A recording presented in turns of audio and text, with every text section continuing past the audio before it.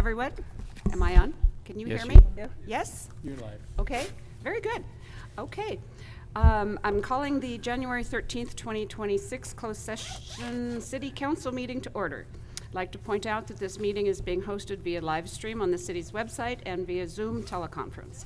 I also want to remind the council to have their microphones turned on and positioned so the audience can hear. City Clerk, can we have a roll call? Yes, Mayor, and before we jump into roll call, I do have a little statement that I need to place here. So Mayor, as we take roll call, I would like to note for the record that Councilmember Lodge is joining us remotely this evening, consistent with Government Code Section 54953C. The city is providing remote participation as a reasonable accommodation to Councilmember Lodge. Councilmember Lodge is considered present for all purposes, including the establishment of a quorum as he was attending in person at this physical location. Councilmember Lodge, to satisfy the requirements of the Brown Act, please confirm the following on the record. Can you confirm that you can hear us clearly and that you are participating via both audio and visual technology?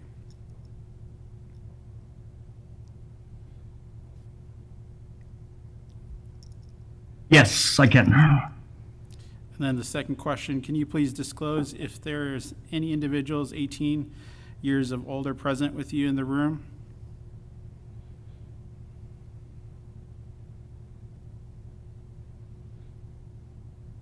No, there's not. Thank you, Councilmember Lodge. So we'll proceed with roll call. We have Councilmember Lodge, Here. Councilmember Peterson, Here. Mayor Pro Tem Males, Here. Mayor Krupa, Here. and we'll let the record reflect that Councilmember Clark is absent. Okay. At this time, members of the public can comment on any item appearing on the agenda. You have 3 minutes or less, and please direct your comments to the council and not individual members. City Clerk, are there any registered speakers? Mayor, there are no registered speakers. And seeing as there's no one in the audience, we are going to, what do? We recess. We will just proceed to closed session. Okay. There we go. Proceeding.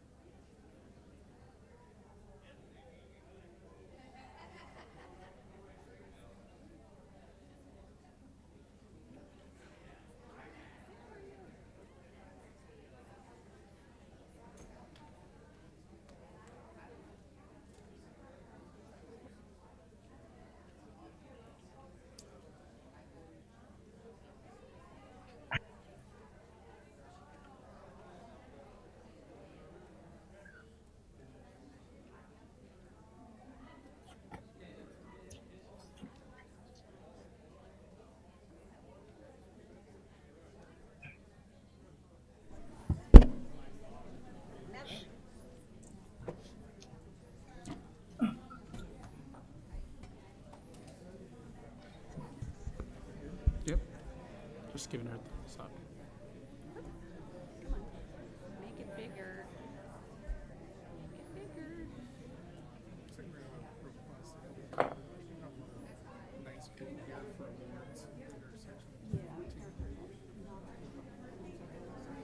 Hi. Happy New Year. Okay, so there's, Non-agenda, okay. yeah, those all are. They're all Well, non-agenda. these two I think are together. I think that's donated minutes, and then these are my three. These yeah. are, Yeah. Donating so minutes those to are- me, yeah. and these are together, donated? Okay. To her. Okay, Yes. I'll Jenny has donated to Jenny has. Yep, Got it. sorry. Thank you. I didn't have my glasses on. Okay, you got it. Yeah, exactly. Okay. So which one of you want to do the pledge? You can do it. All set? Good evening. I would like to call the January 13, 2026 regular city council meeting to order. I would like to point out that this meeting is being hosted through live stream on the city's website and by Zoom teleconference. I would also like to remind council to have their microphones turned on and positioned so the audience can hear. City Clerk, can we have a roll call? Thank you, Mayor. Councilmember Lodge.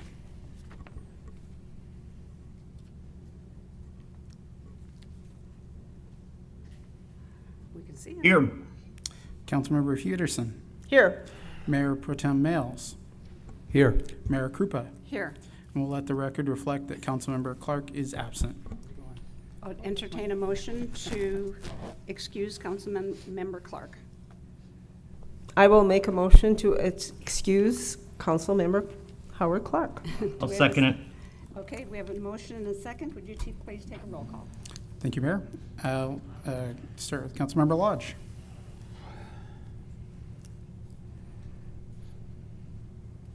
Yes. Councilmember Peterson. Yes. Mayor Pro Tem Males. Here. Mayor Krupa. Yes. That motion passes 4-0. Okay. We will move on to the invocation and the Pledge of Allegiance, and our invocation will be by Christian Tikas from All Good Things Ministry. And after that, Mayor Pro Tem Males will lead the salute to the flag. Please stand. Remove your lids. Covers. Let us pray. Heavenly Father, we come before you this evening with grateful hearts as we welcome a new year and a new season of leadership for our city. Thank you for the opportunity to serve, for the responsibility entrusted to this council, and for the people who call this community home. As we begin 2026, we ask for your wisdom to guide every decision, your discernment to shape every decision, and your humility to remind us that leadership is ultimately about service. Grant this council unity of purpose, clarity of mind, and a spirit of cooperation, even when perspectives may differ. Bless our new leadership with courage, integrity, and compassion.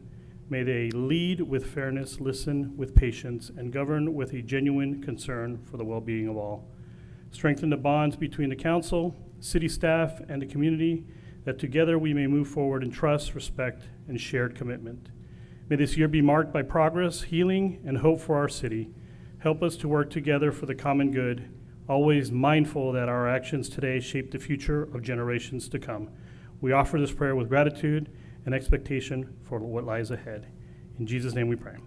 Amen. If you'd face the flag, please.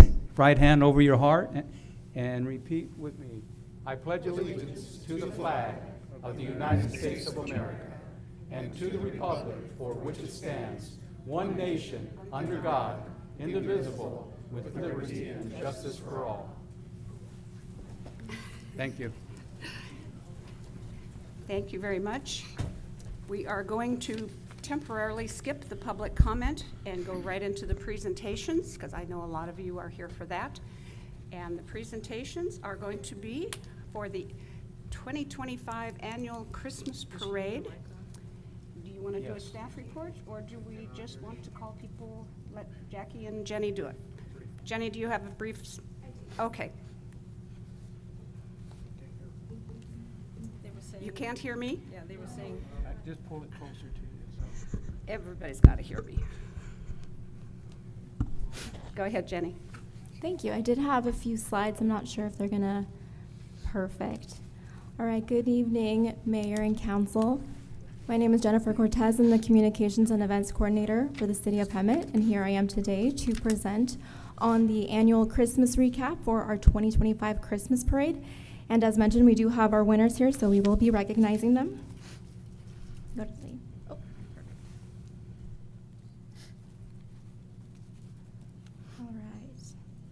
All right, so our Hemet Christmas Parade is an annual tradition that takes place annually. It really marks and sets the tone for the start of the holiday season here in the city of Hemet.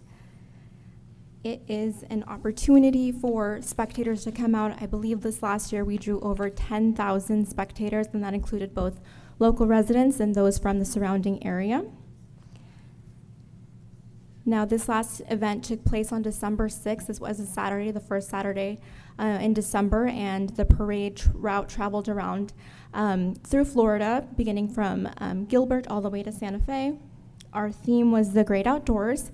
We have a nice little image here from our social media promotion that advertised the event, and really the theme was to celebrate the beauty, adventure, and the spirit of endless exploration that is here and unique in the region. And it was fun to see all the different takes with the parade entries and how they really brought that theme to life. Participants were able to enter their organizations under one of the 8 categories, which I will get to in just a second. And again, just bring the theme to life. And we're very excited to share that we had over 90 parade participant entries this year, so really good numbers. As mentioned, we have a few different categories. There were a total of 8. So we had a float category, a high school band, middle school band, animal performance, motorized, car club, school marching band, ROTC, and a decorated walking unit. To the left, you see a few pictures of some of the parade entries. And all of the entries were judged by along voting criteria that fell under 3 categories.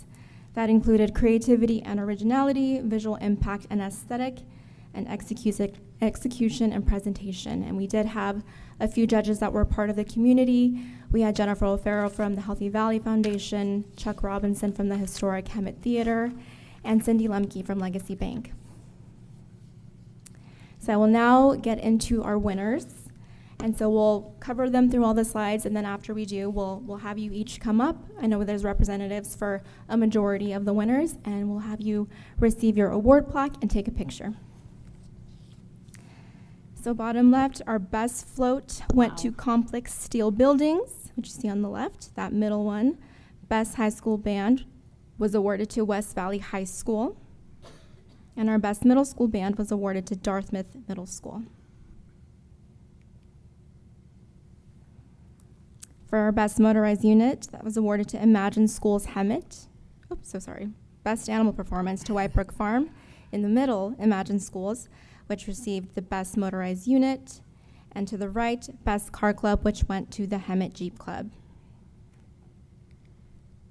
And our final 2, we have the best school marching unit, ROTC, which was awarded to West Valley High School, Navy Junior Reserve Officer Corps. And to the right, best decorated walking unit awarded to Exceed. So we could just take a minute to congratulate and clap for our winners. And we'll go ahead and call you up. Yes. And this was Jackie's Christmas parade. So Jackie Peterson, our mayor from last year, will be doing presentations.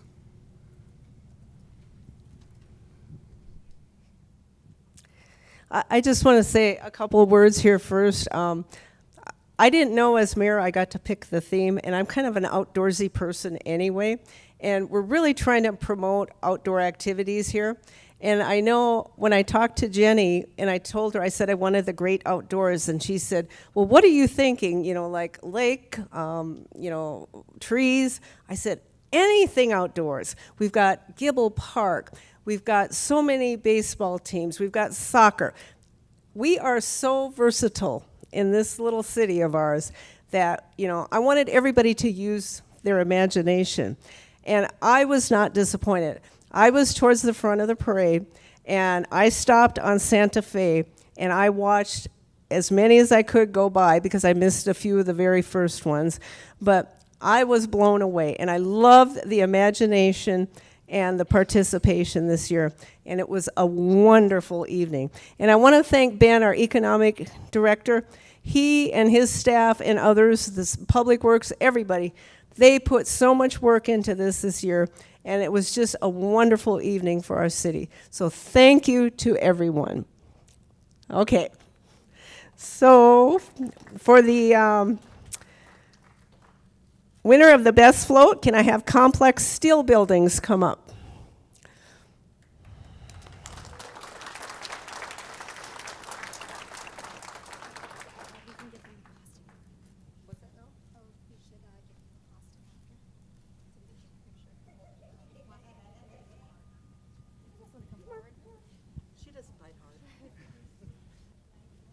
So congratulations, you had a beautiful float, and I hope you display this proudly.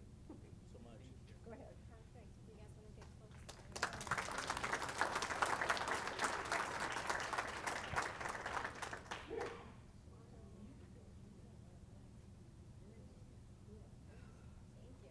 Thank you. Here, would you like the plastic cord? We want to protect it. Okay, the next awardee is for the best high school band, and we have West Valley High School.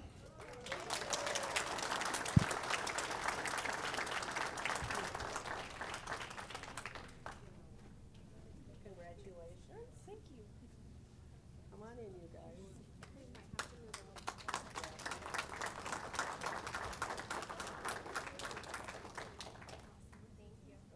Congratulations. Thank you so much.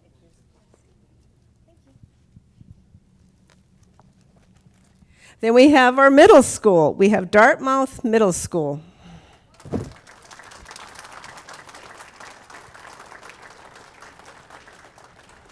And it looks like we might have the band director?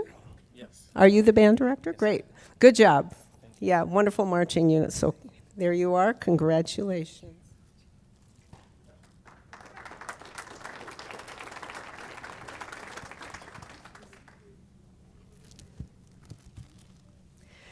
The next I have is winner of Best Animal Performance. We have White Brook Farm.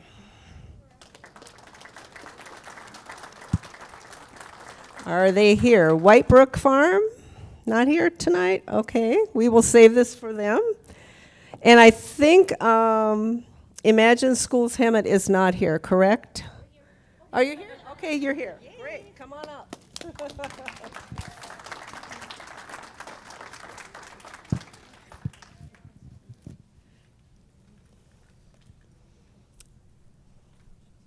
I'll move down. Come on in.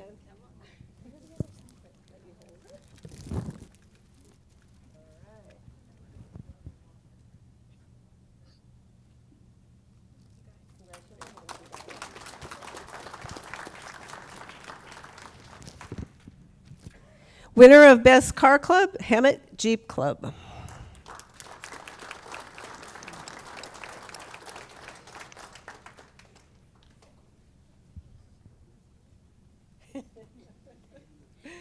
Congratulations.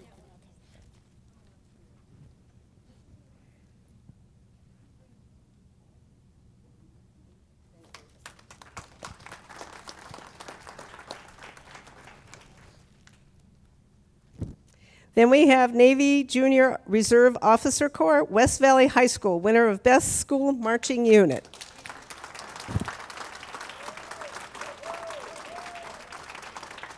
Hi, how are you guys?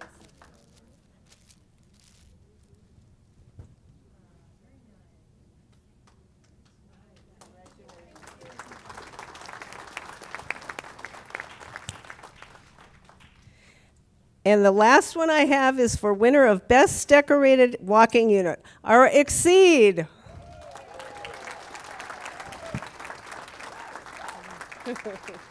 Hi there.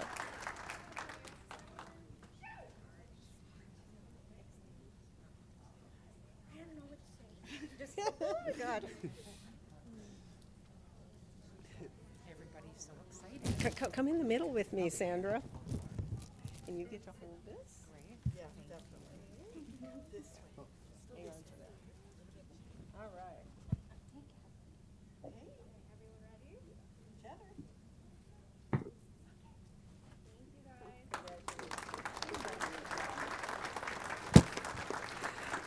Thank you, everyone. And all the awardees are free to stay, or you may leave. All right, thank you very much, Jackie and Jenny. Oh, that's my kids' names. We will go into the city attorney's report out of closed session. Thank you, Mayor. The City Council gave settlement direction on item 5B by a vote of 5-0. That is the only reportable action out of this evening's closed session. Thank you very much. Proceeding on to communications from the public, we will take items not listed on the agenda first, but we will wait until the agenda item is actually called before we take public comment on that item. So there's a 3-minute per person limit on all general public comments on non-public hearing items. Everyone who wishes to speak, including council members and staff, need to be recognized by the mayor before speaking. Those who wish to join by Zoom will be asked to raise your hand if you would like to speak. Please state your name and the item you are commenting on before speaking. We'll get to that later on in the agenda.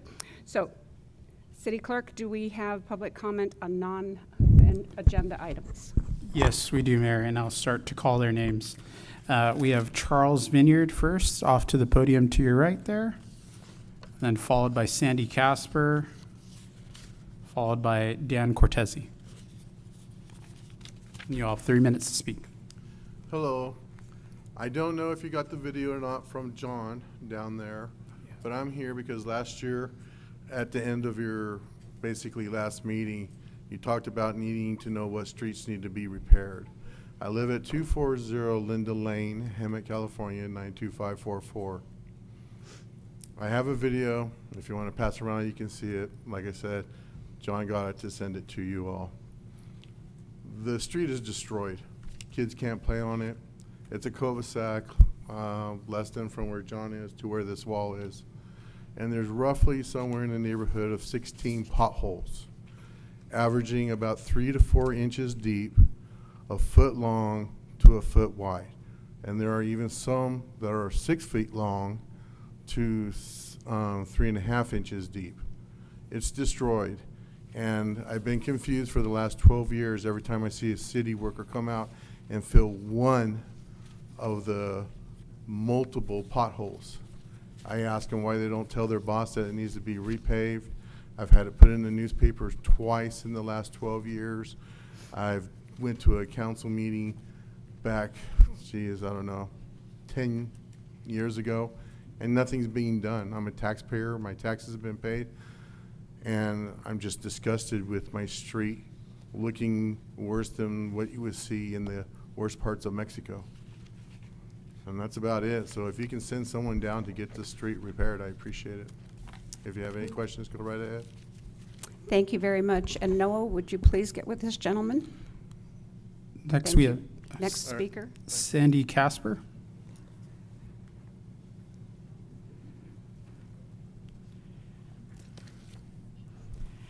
Okay, my name is Sandy Casper. I live in the Valley. I've been a resident of the Valley since 1989, and of course was a teacher in the Hemet Unified School District for 20 years. First of all, I want to thank anybody who's taken the time to start to research this problem with no annexation, which I believe is the only way to go. I just looked up a few things and found that in case anybody in the public isn't aware, that the current population of Hemet, and this is of course according to the last census, which was a little while back, but we can say ballpark figures, right? Yay, ballparks. Okay, so current population in Hemet, approximately 90 to 93,000. Current area of Hemet, 29.28 square miles. So I looked at another West Riverside County city that was similar, Temecula, has, as of the 2020 census, 112,000 people, which is about 20,000 more than us, and their square mileage of their city is 37.27 square miles, which is about 8 square miles more than Hemet, which makes sense since they've got more people. Well, if we do the annexation is 53 square miles. We will more than pretty much almost double the size of Hemet. Think of the potholes then, folks. Okay. I just, it astounds me that we're even putting a study group together to study this. We would then be almost twice as large in square mileage as the current city of Temecula. Sounds a little bit like a money or a land grab to me, but I don't know. Anyhow, it's pretty hard for me to imagine that the quality of our service in the extended area will be the same as that in Hemet, or else the city of Hemet's quality of service at the moment will have to go down so that you can take care of us too. Because it's going to take a while. There is no infrastructure involved that is ready for them to take over twice as many square miles as Hemet already has. If there's anything else I can say, it's, are you kidding me? Thank you. Thank you, Sandy. Dan Cortese, followed by George Hayner, followed by Amber Brown. Dan? Good evening, Mayor, City Council members, and city staff. My name is Dan Cortese, and I am the president of the Valley Community Pantry. On behalf of the Valley Community Pantry, I wanted to sincerely thank the City Council and staff for your support, especially for expediting the agreement that allowed us to use the space over at the Simpson Center. Thanks to your swift action, we were able to open to the public mid-December, just in time for the holidays, and make a real difference for families in our community. Since moving into the Simpson Center, we served 170 senior families and 181 non-senior families in December, including 10 families in partnership with the Riverside County programs. So far in January, we've already served 109 senior families and 110 non-senior families, including 8 families through the county, as well as 4 senior park deliveries. In December, we distributed over 31,000 pounds of food, and this month we are already over 15,600 pounds. Those efforts were made possible through the generosity of our community, including Winco, Sprouts, Target, Hemet Unified School District, local businesses, and caring residents of the Hemet and San Jacinto Valley, along with the dedication of our volunteers. We can always use additional volunteers, and anyone interested in helping is encouraged to get involved. I'm also excited to invite the community to our first annual chili cook-off / empty bowls event. It's this Sunday, January 18th at the Golden Era Golf Course from 2 to 6 p.m.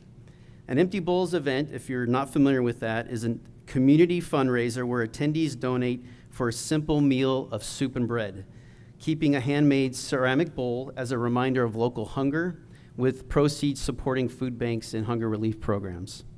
At our event, attendees will enjoy tasting a variety of chilies, vote for their favorite, and take home a handcrafted ceramic bowl, which is generously donated by the ceramic students at Tockwoods High School, Hemet High School, and West Valley High School.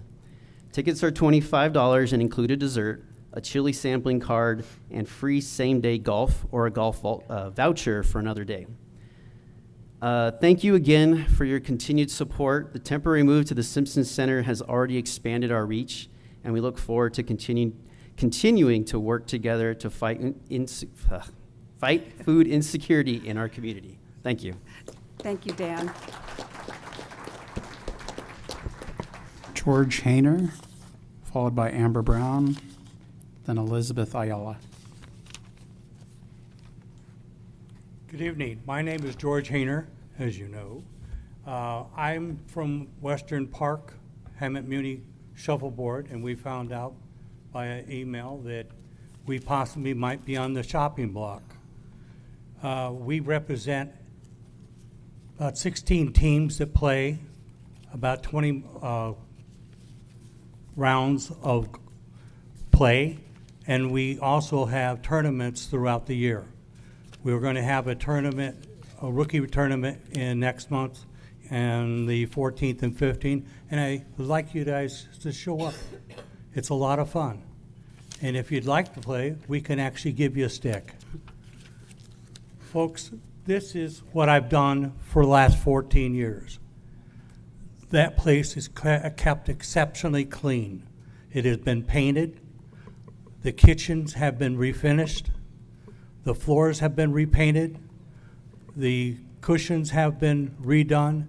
It's not by the city, it's by us. And we have no money other than us. We raise money. We also support the pantry, just the little things. And that we don't want anything for doing that, by the way. It's just something that's good to do. We would like, when you're going to be on the block discussing it, allow us to come and talk to you one-on-one. Thank you. Thank you, George. Next, we have Amber Brown, followed by Elizabeth Ayala, followed by Michael Kay. Good evening, Mayor and members of the City Council. I'm shorter. My name is Amber Brown, and I'm the president of District 7 Shuffleboard. And I'm here to respectfully urge you to reconsider the proposal to close Hemet's public shuffleboard courts. For many residents, particularly seniors, these courts are not a luxury. They are a vital community asset. Shuffleboard is one of the few recreational activities that is accessible, affordable, low impact, and welcoming to older adults of all physical abilities. It promotes mobility, balance, mental focus, and social connection. Key components of healthy aging. Closing these courts would impact Hemet's senior population. For many, shuffleboard is not just recreation. It is a routine purpose and connection.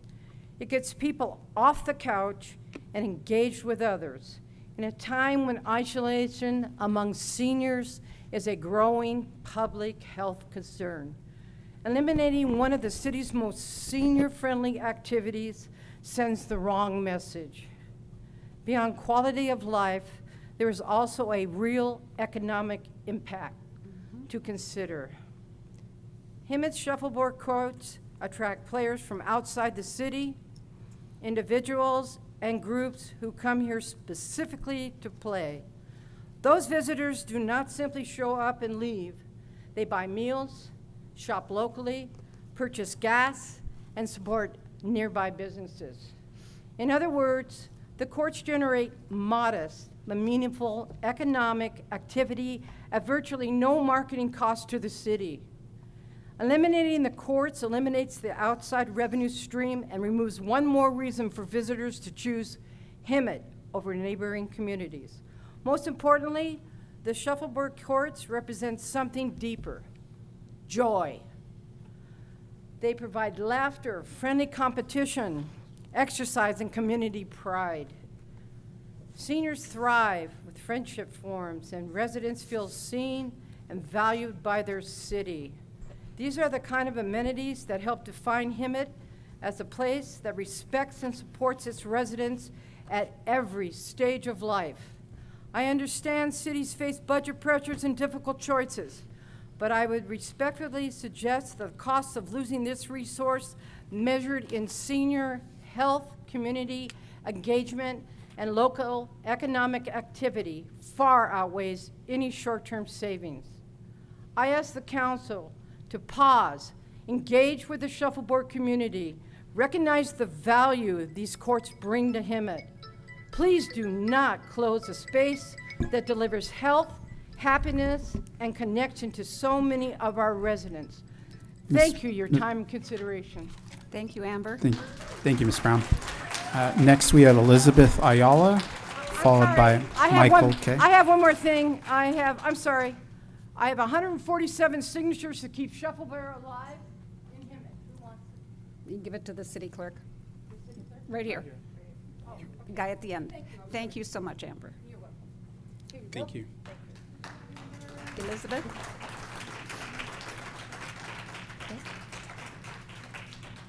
Hello, my name is Elizabeth Ayala, and I've been in Hemet for about a year now. Bring the microphone closer. Thank you. I've been in Hemet for about a year now. When I got here, I was welcomed by now Mayor Pro Tem Joe Malice. I was very impressed. He answered every call. He showed up when it counted. After hours, before hours, I thought, I've never met a man like that before, at least in any of the cities I lived in. Then I realized that where we lived, we picked our own mayor. We voted for our own mayor. But here in Hemet, you guys do the shuffleboard and pick who wants to be mayor next. And I think it would be important to let the people pick. Because unfortunately, when you have a job, and it's not that it's a bad thing, it's just that you're not there. So having the title as mayor is not just, oh, I want to be mayor, I want to be the title. You need to show up when it counts. You need to show up when we need you. And that's what Joe Malice did for me. Now, then the crime came. And when the crime came, that's when it got me scared. Now, Councilwoman Peterson was able to help me with a few things. I live in a senior community called the Colonial Country Club. Unfortunately, they don't treat their seniors very well. And I'm probably not going to get a very good welcome after this. But somebody has to help them. There's 80-year-olds that are getting cited for weeds or trees, and how are they supposed to do that at their age? And the people who come around to take advantage of them want more than they can afford. So I came around and I thought, you know what? I'll put my gloves on and I'll pull some weeds. I'll help those neighbors. But then when the crime came, and I had someone come up to me who I did not even know, threatened to kill me. I was scared. I am scared. I was told I wasn't a victim. You may look at me now and all you may see is just the cuts on my arms. But what you don't see is the cuts inside, as I was a pizza cutter from a domestic violence I was in before. When I called the police here, Officer Moreno didn't help me. E. Shelton didn't help me. Tyler Hall didn't help me. Officer Delgado, he gave me a hard time because he was told by the city that he needed to give someone a restraining order. Ms. Ayala, your time is expired. Well, let me list the rest of these. Officer Morales, Officer Maynard, Officer Delgado and Gomez, Officer Villatoro, Officer Perez. They've all failed me.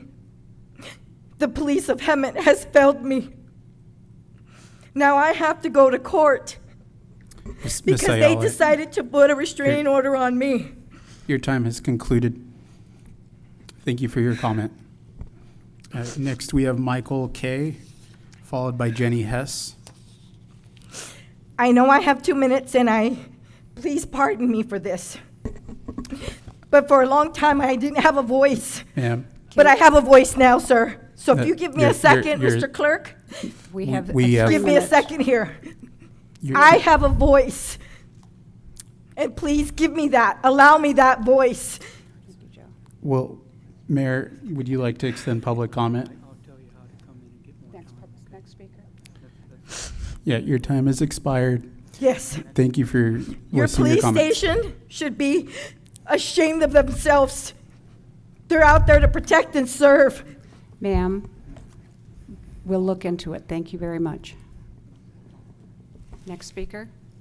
Michael Kay, followed by Jenny Hess, followed by Connie Coronado, excuse me. Thank you. Good evening, Mayor and City Council. First off, not a whole lot of exciting things, but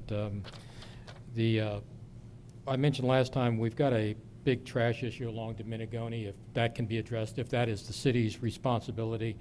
I'm in McSweeney Farms, and we do our trash pickup there ourselves. And speaking of that, and this is just a little point of interest, we have requested from the HOA for a couple of years now to get flock cameras in there, and I don't know if there's any budget available from the city or not.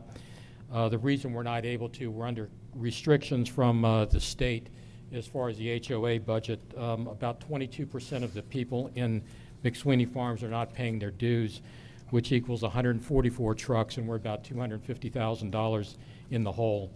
The reason I bring up the flock cameras is, and the police department has done a magnificent job. I want to call out Lieutenant Douglas, who we've met a couple of times. He's done an amazing job along with the staff there, increasing the patrols in there.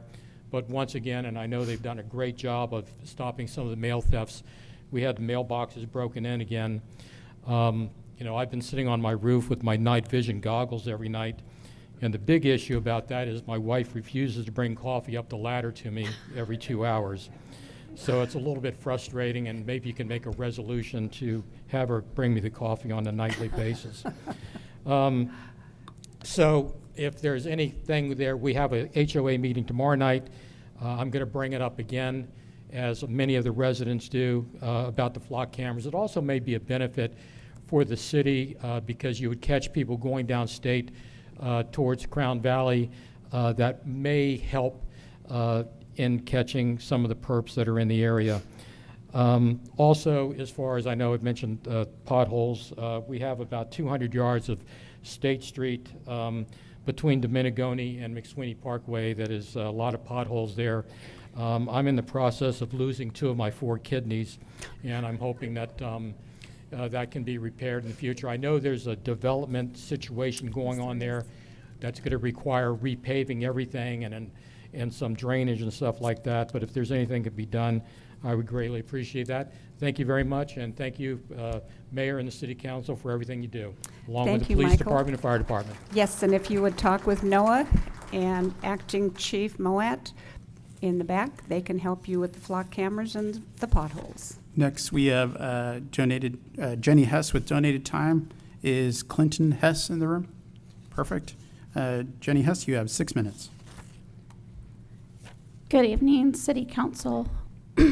I wanted to express my concern that the annexation applicant, Hemet Rising, Hemet United, etc., continues to spread false information. This past Saturday night, at an event I attended, this group stated that each district supervisor has over 1 million people. The population of Los Angeles is under 4 million. I believe the intent was to demonstrate that the supervisor has too many people to serve and sell a ticket to this local control show. Terribly and irresponsibly misleading. Let me correct that statement with facts. The 2020 census determined that each of our 5 districts was somewhere around 500,000 people. District 1 in particular, about 474,000. Population is split between these districts about 19 to 21% each. The 2024 estimate for that population was 2,530,000, a 5.5% increase, so 26,000 more per district. That is not just a little bit off, and I hate math. I hate math with, I'm better at words. That's significant. That's over 100% off. 100%. Misrepresenting such critical numbers while informing the community about annexation is reckless. Is this the kind of misinformation that will be expected at the forthcoming annexation committee? And more importantly, is the City Council prepared to carefully vet every single number coming out of this applicant's plan of service since they're having trouble with math?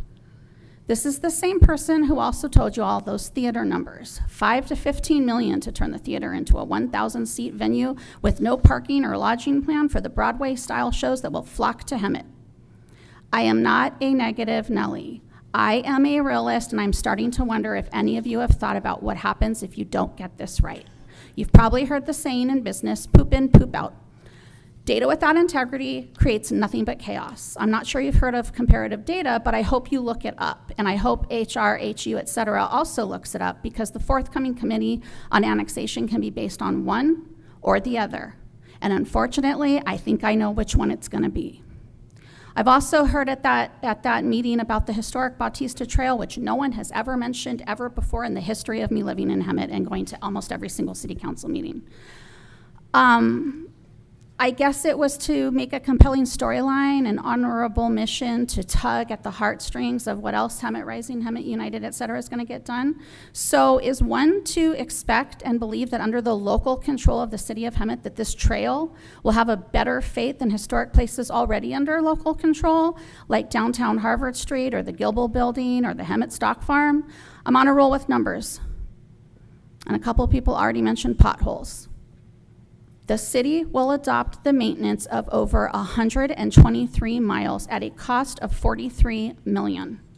None of that is captured in any fiscal assessment or report so far, and I think we're coming up on a year. You're living off grants, and you're shutting down shuffleboard places, for goodness sakes. I hope you will revisit and reflect on tonight's invocation. I thought of all of you literally the entire time. Happy New Year. Thank you, Jenny. Connie Coronado. And we have donated time, so I'll just verify, is Leslie Butler in the room? Perfect. Randy Butler? Perfect. Connie Coronado, you'll have 9 minutes. Good evening and Happy New Year. Hope Happy you guys New had a Year, great Connie. one. Thank you. I bet you can guess what I'm going to talk about. Annexation. All right. The most important part of the LAFCO application process is ensuring that any proposed area to be annexed will remain whole or better when it comes to being supported by the annexing municipality. In this case, the city of Hemet. This includes, but is not limited to, fiscal viability, public services, public safety, infrastructure, and a long-term sustainability. The burden is on the applicant to prove this through documentation, including plan for services, fiscal analysis, environmental impacts, pre-zoning, and more. This is just the plan of service for 2015. 999 acres at that time. 34,000 acres is what you're trying to annex right now. Just saying. While the city of Hemet has shown some progress within the municipality, that progress is not sufficient to absorb the proposed annexation areas. There are statements in the city manager's opening letter attached to the fiscal year 25-26 annual operating budget that raise serious viability concerns for the proposed areas.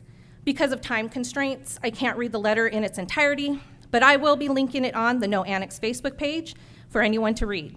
Here are some of my top concerns. Quoting from the letter, slower sales tax growth and escalating insurance costs are beginning to impact finances. For example, the fiscal year 24-25 budget included use of a $3.1 million vacancy factor and use of $9,015,200 in general fund reserves to balance. End quote. A vacancy factor means the city assumes not all budgeted positions will be filled year-round due to turnover, retirements, delayed hiring, in order to lower salary expenses and help balance the budget. In Hemet's case, the vacancy factor is tied to delayed hiring based on the following statement. Given the city's operating imbalance, as vacancies develop over the next fiscal year, it will be necessary to hold non-revenue producing positions vacant and slow expenditures. However, vacant critical and revenue-producing positions will be on a case-to-case basis, end quote. Saving money is not inherently the problem. The problem is that the city already lacks adequate staffing and in the general municipal departments to support current residents within the city limits. Based on other documents and statements, particularly from an IT staff report and the Citygate report, this staffing issue is already a concern. And yet, under this proposal, the city would be absorbing approximately 40,000 additional people to support and provide services to. That is not a benefit to the proposed annexation areas. According to the March 2025 staff report, most general municipal departments would not be adding any additional staff, even upon annexation, with the exception of code enforcement and public works. Excuse me, I did bring my water this time. Quoting again, the city's baseline fiscal year 2025-26 operating budget includes revenues of $81,527,000 and operating expenditures of $88,514,000, excluding any one-time general fund reserve use. The general fund balance is projected to be $52,341,600 as of June 30th, 2026. So let's look at that general fund trend. As of June 2023, the general fund sat at approximately $62 million. By June 2024, it increased to $72 million. For June 2025, it is projected to balance at $57.7 million. By June 2026, the general fund balance is projected to drop to $52,341,600. I point this out because fiscal sustainability matters when we are talking about this annexation. According to asterisk-ridden March 2025 staff report on expenditures, it claimed an estimated $3,070,744.02 in surplus. A single unfunded assumption or one asterisk item could eliminate that $3 million surplus entirely. That is not a cushion. That's a gamble, especially when you're talking about absorbing 40,000 additional residents with the responsibility to provide general services, infrastructure, roads, and public safety. Turning to public safety, specifically fire services. Quote, the city's population is leading to steady increases in fire calls for service. This growing call volume is leading to a near-term challenge of funding and deploying an additional squad and begin discussions on funding options for a future Fire Station 6. And further, quoting, there is also an important need to seek renewal of the city's 3-year SAFER grant from FEMA. This critical grant funds 15 key positions within the fire department that will be placed at risk if not extended, end quote. So the city is not only facing the need for an additional fire station and more personnel, it is dependent upon a 3-year FEMA SAFER grant totaling $7,071,090 to fund 15 key fire positions. Grants are not guaranteed funding. My understanding is that this grant was awarded in 2022 and must now be reapplied for in the next funding cycle. Now to the infrastructure, specifically those potholes. Quoting again, declining gas tax revenues and aging streets require a comprehensive long-term strategy to lift the condition of Hemet streets to a pavement condition index rating of 70 or more. The letter further states, end quote, the letter further states that a survey is needed to form a 20-year strategy for additional road rehabilitation still required, after approximately $30 million has already been spent on street repaving projects over the last 30 months. In the proposed annexation area, there are 123 miles of paved road and 1 mile of gravel road, and the city would assume responsibility for this. According to the March 2025 staff report, $42.8 million is estimated to be needed just to rehabilitate the county roads. While additional SB 1 and Measure A revenue may be available, the question is, will it be enough and on what timeline? And how does adding 123 more miles of roadway realistically fit into the city that is still struggling to fund and execute a 20-year plan just to rehabilitate their own existing streets and potholes? Based on the city's own documents, it does not appear that the proposed areas would benefit us in this regard. These are just some of the many hurdles that the city is currently facing. And as I said before at the beginning, there has been momentum and progress. But I do not see a benefit to the proposed annexation areas at this time for the city to absorb us and take on additional fiscal and service responsibilities. The potential revenue gained does not cover your existing challenges and support annexation without placing added risk on both current residents and the proposed areas. So I will continue to say no thank you to your annexation. Thank you, Connie. Bella Soul or Bea Soul, followed by George Evans Jr., and then Bea does have donated time, so I'm going to verify those folks. Is Julie Parker, excuse me. Marcy Murphy. Perfect. Bea, you have 9 minutes. Thank you. Good evening. Hopefully you can hear me okay. So I have several points, and at the last meeting, I had some positive feedback for the city, but obviously things changed during the course of things. So I wanted to start by stating that tonight.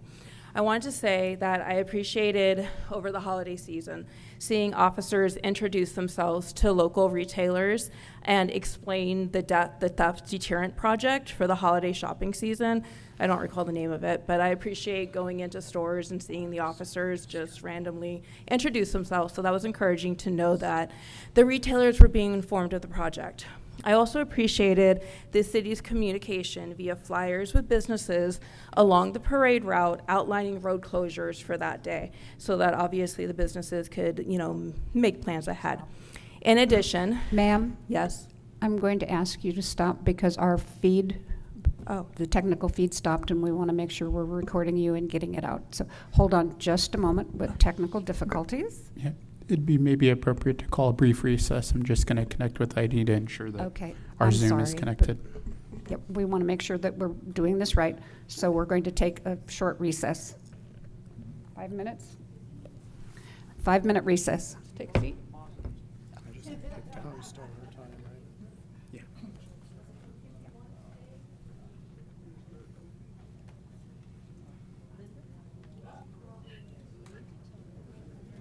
I just got to stop him when she was on a positive run right there.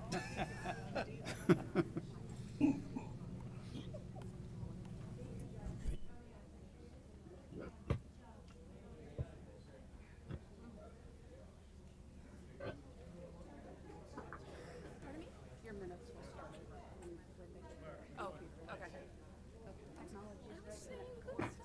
You were on a roll. That was awesome. And I'm sorry, I missed your name. I'm Bella. You're Bella. Nice to meet you. You said you live in my district?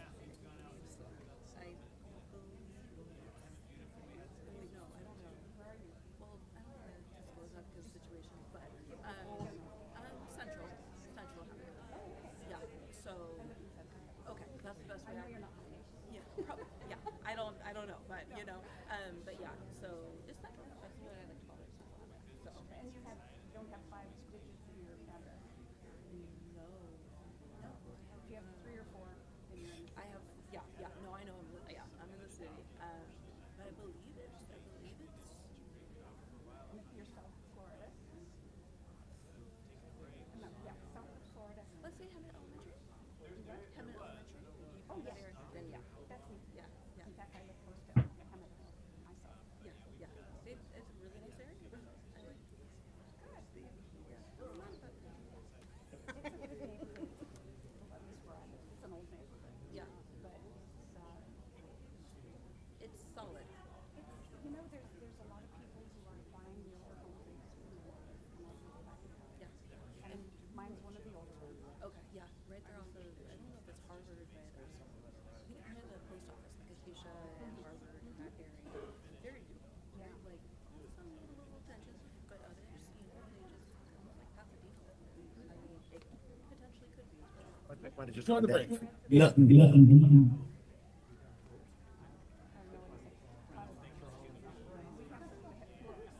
That were written by Bill Allen, and Bill Dean about the homes in Hemet. No. And they have them for sale over at the museum. At the museum. And they have the different areas of Central Hemet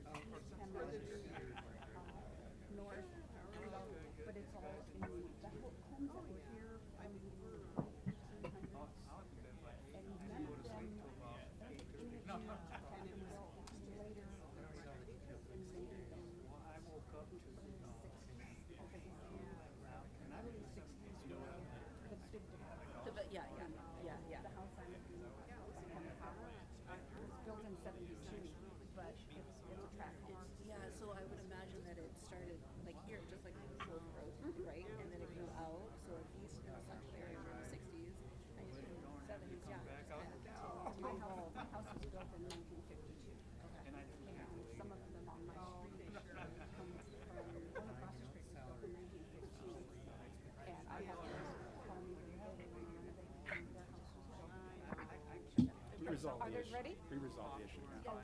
They're solid homes. In my opinion, they're solid homes, and that's why I'm still here. Fantastic. Okay, I'm gonna call everybody back in, and you can start over. You'll have your time. I'll start over from the beginning. Thank you. Only positive stuff. I'll make the rest gentle. Mayor, you may want to start her time over. I will. I told her she would start over. Okay. Her time will start over. Okay, ladies and gentlemen, we are back live. And Bella, your minutes have been reinstated, so start from the beginning. Okay, thank you. So would you like me to start the whole thing over? If you'd like to. Okay, so like I was saying at the last meeting, I had some positive feedback for the city. Things changed during the meeting, so I will start by sharing that tonight. I appreciated seeing officers introduce themselves to local retailers during the holiday season and explain the theft deterrent project for the holiday shopping season, which was encouraging to know that the retailers were being informed about that. I also appreciated the city's communication via flyers with two businesses along the parade route outlining road closures.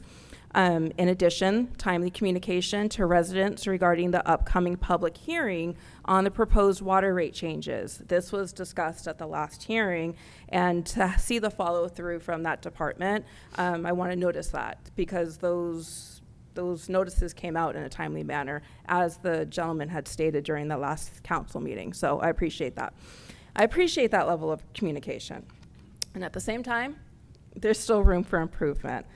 And I thank the city for the swift determination letter on a public record request that I had brought to the council's attention last council meeting on the December 9th. There was a termination letter the next day on the 10th. Stating that based on the request that was submitted, that there was no records available. However, there is a record available. That record is visibly available. So to see for the clerk's office to say that it's not available is quite concerning. On January 4th, I sent an email to the clerk's office, all city council members, city manager, and city attorney requesting direction on how to redo that search because I know the record exists. I'm looking for follow-up communication, which if there was a meeting scheduled, as we all know in business, there's generally an email that's going to follow if that meeting is not canceled. If there's an agenda listed, we all know that the city is responsible to make sure that minutes are noted for that meeting. So I know that based on the email that was already previously released in a records request, with that record being related to a meeting with city officials scheduled at the residence of a Hemet United member. We know that meeting was scheduled. I'm asking for any follow-up records to indicate if it was canceled, any notes, agenda, etc. So in my email on the 4th, I was asking for direction on how to redo that search. As of this moment, right now, that I haven't checked my email since like 5, but as of now, I have not received a return email from any staff or city council member with my request on how to do this again. Based on the last city council meeting, we were told by city council that the city is fully staffed. So I'm not sure as to why I have not received a return email communicating the next step to ensure those records are produced. If someone would so kindly communicate the next step, or if you would like to schedule a time to discuss this records request, I would be happy to receive some guidance, and I would be happy to communicate what it is that I'm looking for. Tying into the proposed annexation is concerns about safety in the city of Hemet. Last month, I wanted to go into my yard and do some yoga outside, but instead, as soon as I stepped outside, there was a helicopter circling overhead, so I stayed inside. A few days later at work, another helicopter was circling, this time speaking on a loudspeaker, and in that moment, I had to go into a protective mode. Do I need to lock the doors? How close is the situation? What are they saying on that loudspeaker? How do I keep the people in my office safe? The message that is sent is that outside in the city, we have to stay on guard, and it's not safe. So when I say no to annexation at this time, I say no as someone who wants to feel safe in their community. I want my city to ensure a certain level of safety before expanding into other areas. I recognize that the city is making positive strides, and I believe that with the current direction, it could be great. But right now is not the time to absorb other areas. At the last meeting, we were told that unincorporated residents are not part of the decision-making process because they fall under the county, and I strongly disagree. Unincorporated residents are stakeholders in this decision. Clearly, the city itself has already acknowledged that residents within the sphere of influence matter, as they're eligible to sit on the Measure U committee. To then discount their input when they may be future voting members of this city is, in my opinion, a bit absurd. Another issue that needs to be addressed is the language used to describe some women as they sat, and as I sat over on that side at the last council meeting, specifically being referred to as the mean girls. That same evening, a member of the public openly belittled residents of the city of Hemet, your residents, by insulting their educational levels and income levels, and nothing was said to him. I would hope that the women in the audience are not being used as an easier target or a scapegoat, rather than holding the audience as a whole to the same standard. Lastly, there's been a great deal of talk about division, about sitting down, working together, and coming together to find a solution. I want to be very clear, a very small minority is actively pursuing the annexation. Many residents in the unincorporated area have not expressed that there is a problem that requires a solution, that would require a sit down. To ask people to come together and coordinate a solution implies that an issue exists. For many residents of the unincorporated area, it does not. Advocating against annexation does not mean someone is against working together or developing a viable plan. It just means that from that perspective, there was never an issue that required joint problem solving to begin with. So the narrative that opposition equals divisiveness or refusal to work together does not fit this situation.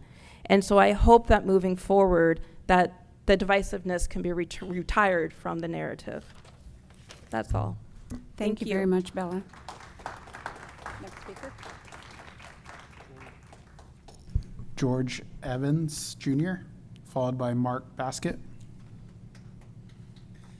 Thank you, Council. I'm not here to discuss the annexation tonight. Aw, George. Yeah, and I know you're depressed. And congratulations, mayors and council members, for your up-and-coming year. Hopefully you make great decisions.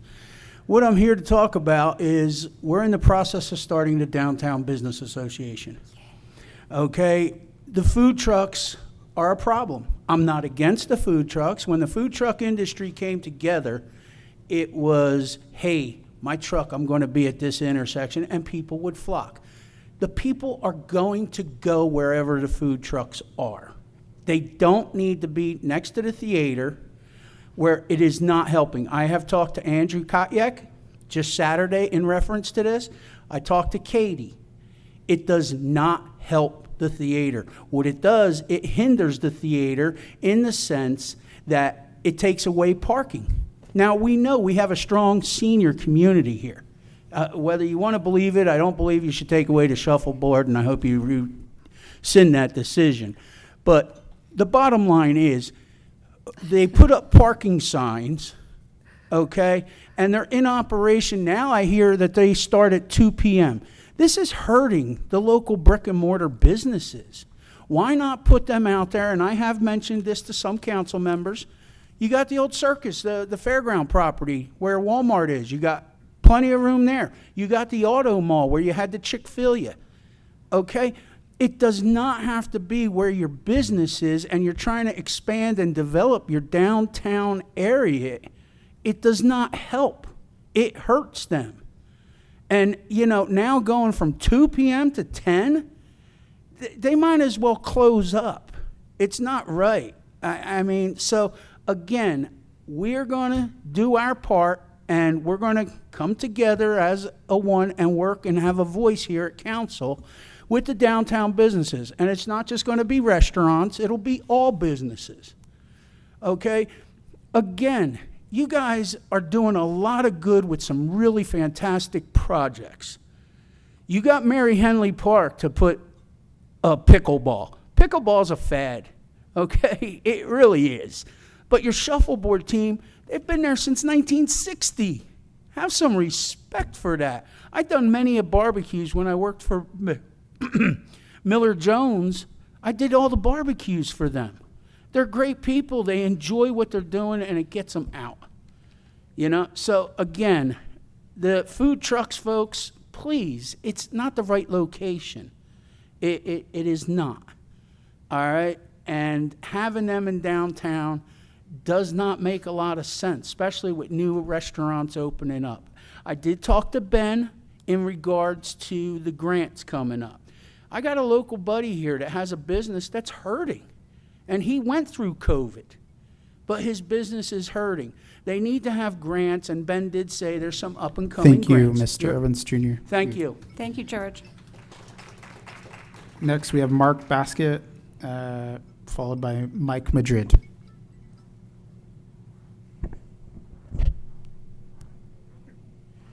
I don't have a prepared speech this time.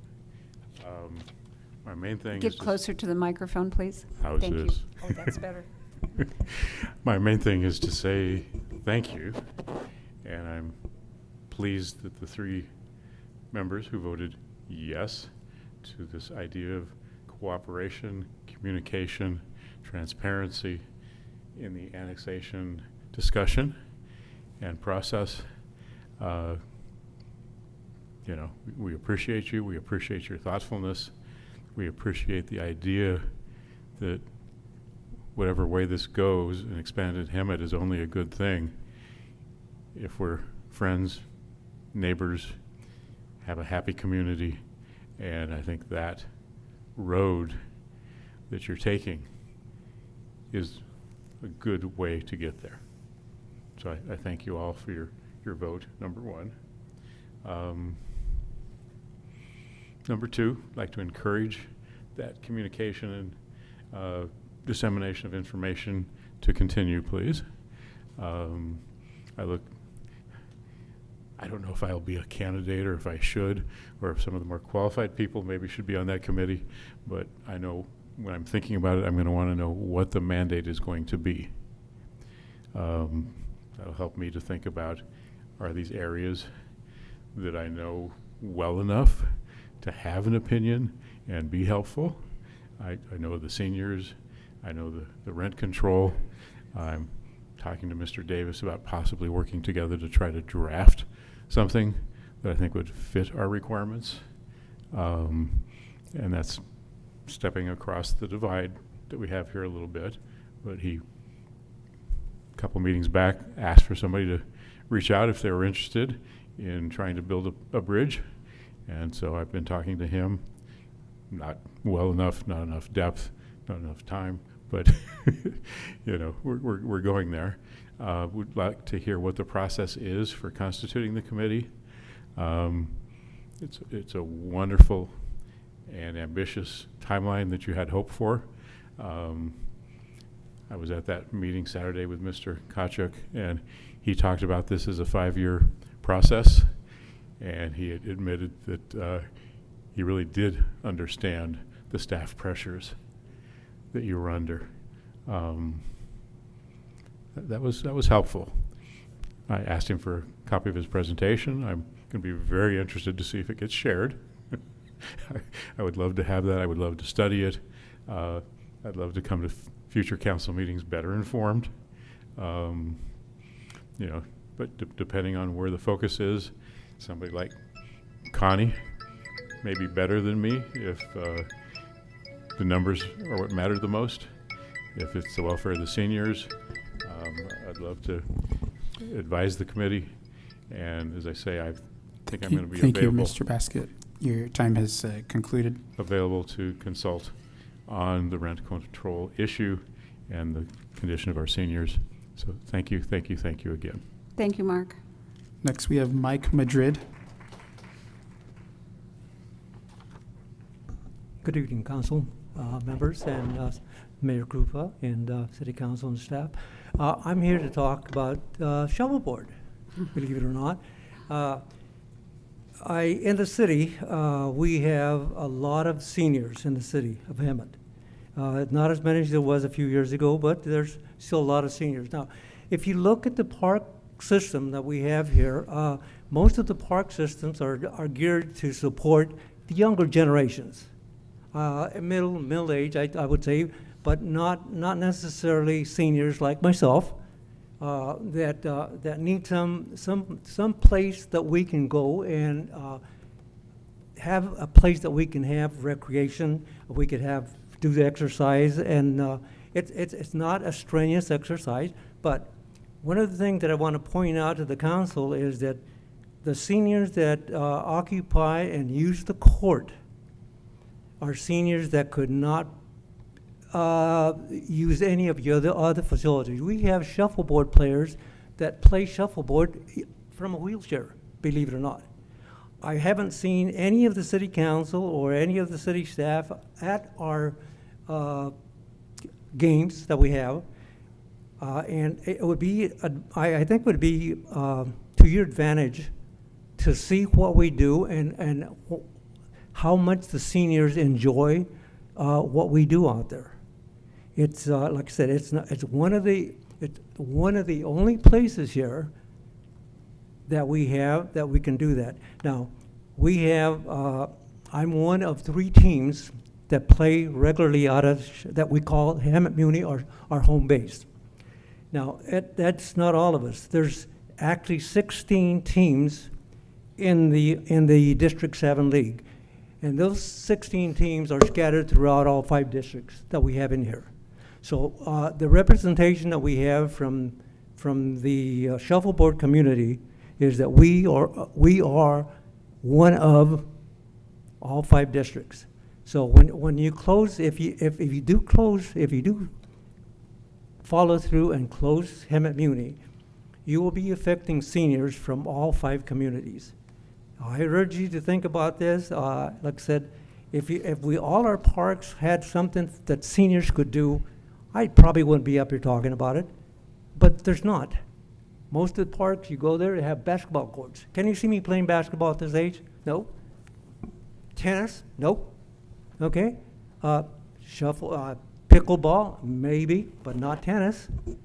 So think about it. And I respectfully ask you to just consider the senior community. By the way, we are a big voting block here in Hemet.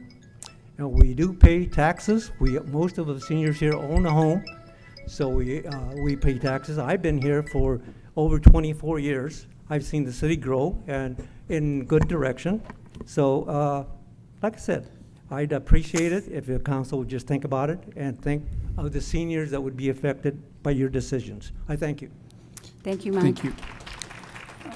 That concludes the speaker cards that we received. I want to just do a quick call out on the Zoom call. If there's anyone that would like to speak for general public items, now is your time to raise your hand, and we'll give you just a few brief moments.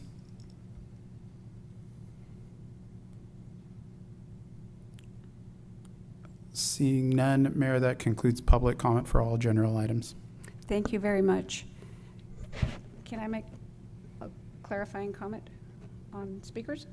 Okay, I just want to make one clarifying comment regarding shuffleboard, that I understand that one of the options that was sent out in a survey on Weston Park had the elimination of that shuffleboard building. However, a decision has not been made, and I want to thank everyone that came and talked about shuffleboard tonight. So thank you very much. And with that, we are moving on to receive and file. Is there any comments from council on any of the receive and file items? Or from staff? Mayor, I have a request regarding the 3rd item on the receive and file, the Q2 update. Okay. Briefly, with respect to Task 11 and Task 15, Task 11 is the concept of a creation of an economic development committee and community committee. And Mayor Krupa is the liaison to that. And number 15, launch a business advisory committee. And we have incorrectly identified Councilmember Clark, and males, that actually should be Councilmember Peterson and Councilmember and Mayor Pro Tem Males. What we'd like to do is recommend that we combine those. The staff is working on the concept of a business advisory committee that would be created at the staff level, where we work with perhaps 2 members of the council to help us identify some folks. But we would create the advisory committee to assist the economic development director. We'd love to have a couple of council members dedicated to that. When we combine those, though, we end up with 3 council members. So what we'd like to do is either work directly with the business outreach ad hoc of Council Member Peterson and Mayor Pro Tem Males, unless otherwise directed, if that's okay. Sounds good to me. Yeah. Okay. Is Tom still on the line? Does Yes, he- I am. Okay, so we have Here I 3 am. council members, Connie, Jackie, and, no, what do we have? We have incorrectly identified Councilmember Clark. That should be Councilmember Peterson on number 15, and Mayor Pro Tem Males and Mayor Krupa on number 11. Oh. So it's 11 and 15. We'd like to combine it. Really, it's going to look more like number 15 after we consolidate that. And in consolidating this would also reach out to the general public to have them on this committee or ad hoc? We haven't formalized sort of an agenda for the year, but that certainly can be an option. We really enjoy the idea of, survey work and focus groups on certain topics. And I know we want a liaison as much as we can with the Chamber of Commerce, and so we would anticipate working with them on some concepts as well. Okay, I'll just make a statement. I would love to be on this, but if you 2 want to remain on it, that's fine.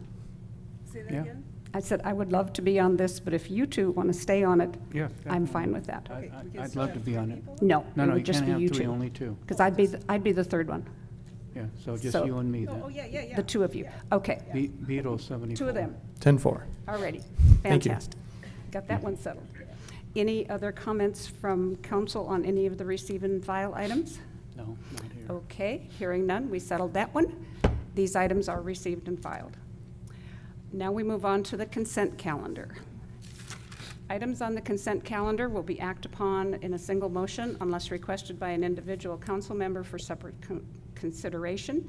Are there any members of council that would like to pull items from the consent calendar? 16B, B is in boy. as in boy.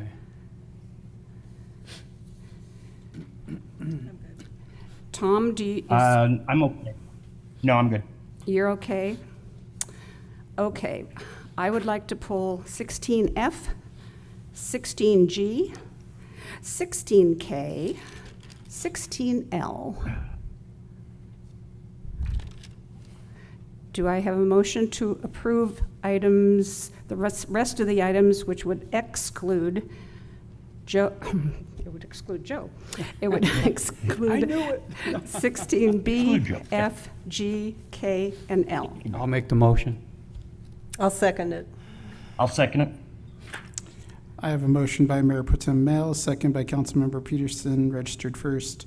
We'll do a roll call, and this is to approve the consent calendar with the removal of items 16B, F, G, K, and L for separate consideration. Correct. Do a roll call. Councilmember Lodge. Yes. Councilmember Peterson. Yes. Mayor Pro Tem Males. Yes. Mayor Krupa.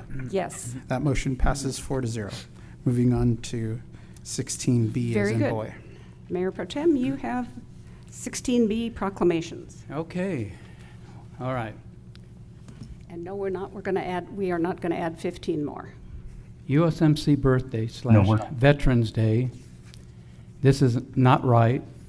It's not customary nationwide and not respectful to the distinct meaning of each day. Veterans Day represents honors, Veterans Day honors all veterans, all branches, all eras, and all who served. Where Marine Corps birthdays honors one branch, celebrates 1775 founding, esprit de corps, marine heritage, sacrifice, and tradition, and combining them dilutes both. No other branch is asked to share a birthday with Veterans Day. Marines don't celebrate on Veterans Day. They celebrate November 10th. This isn't about ego or branch rivalry. This is about respect and accuracy. This was changed by the previous mayor, and this can be changed by the new mayor, the new sitting mayor.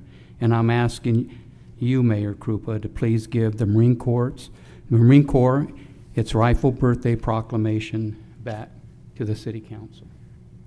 I don't have a problem with that at all. I looked at that and I was wondering whether or not it was proclamation for both of these, because you're right, two different things. Yes.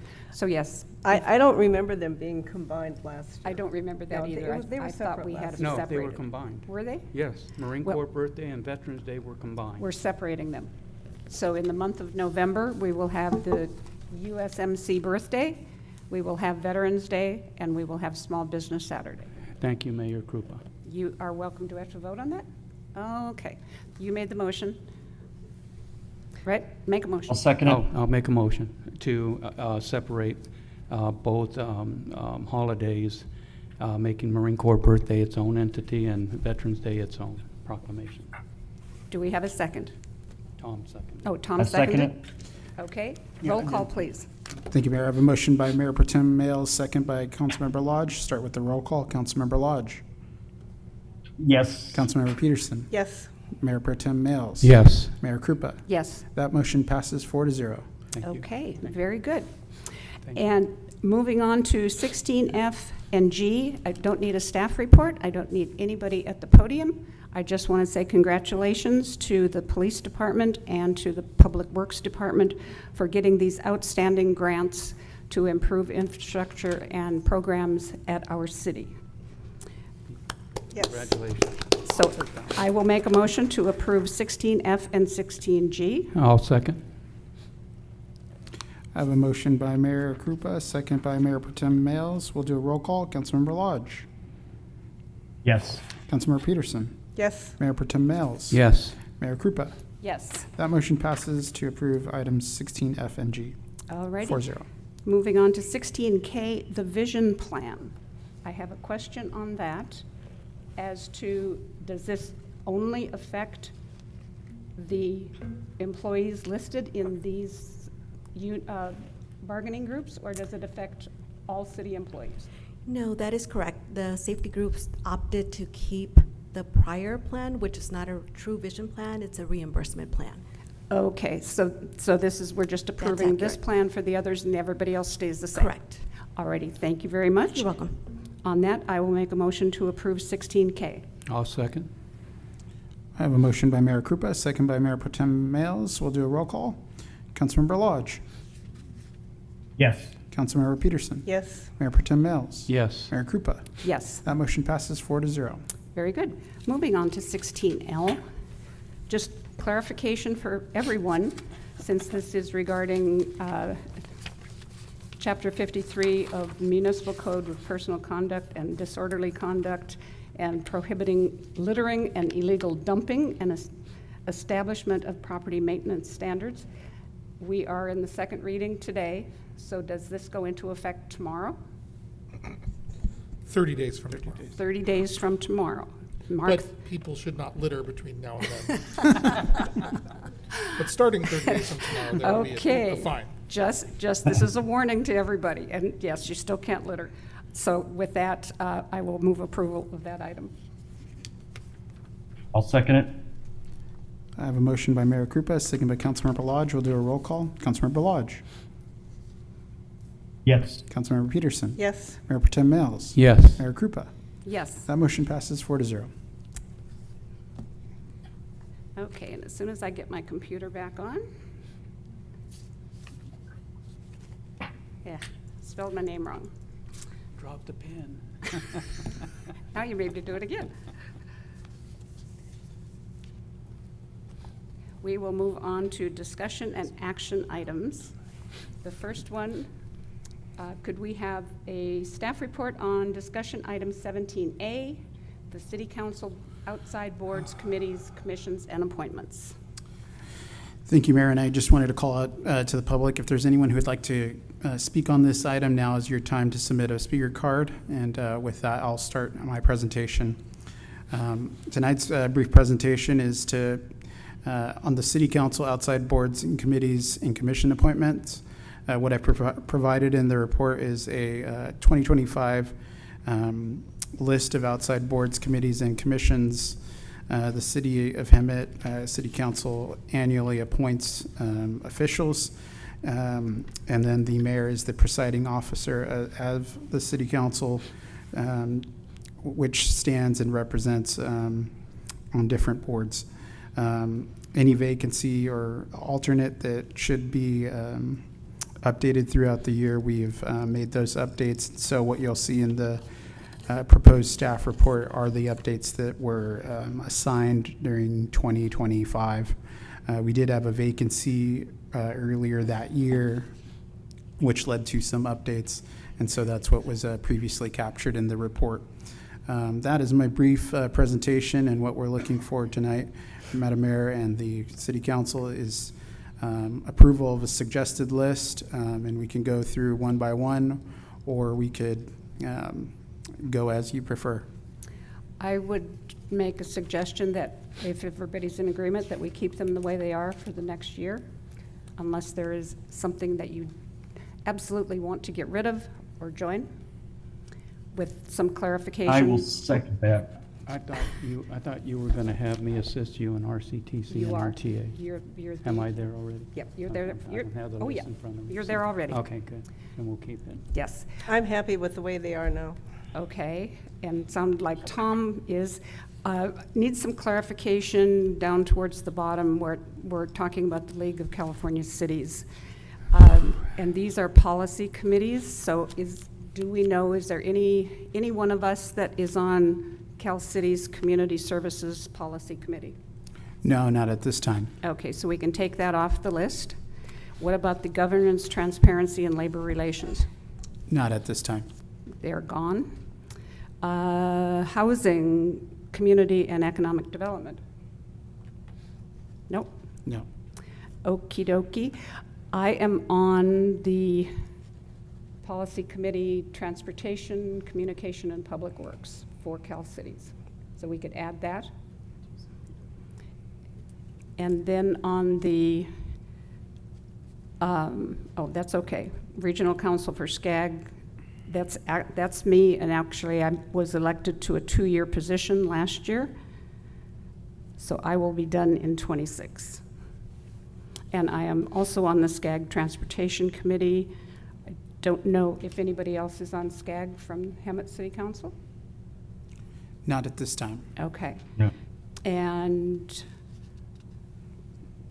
the other two are good. The Riverside County Waste Management Task Force appointment by WRCOG, I don't believe we've met in the last 2 years, but the Mobile Source Air Pollution Reduction Review Committee, we do meet regularly. And we have some exciting things coming up this year. So we can get rid of some of them and just change that one. We'll Okay. update the list, Mayor. All right. And City Clerk, we need to add the Stock Farm Ad Hoc. It's on there.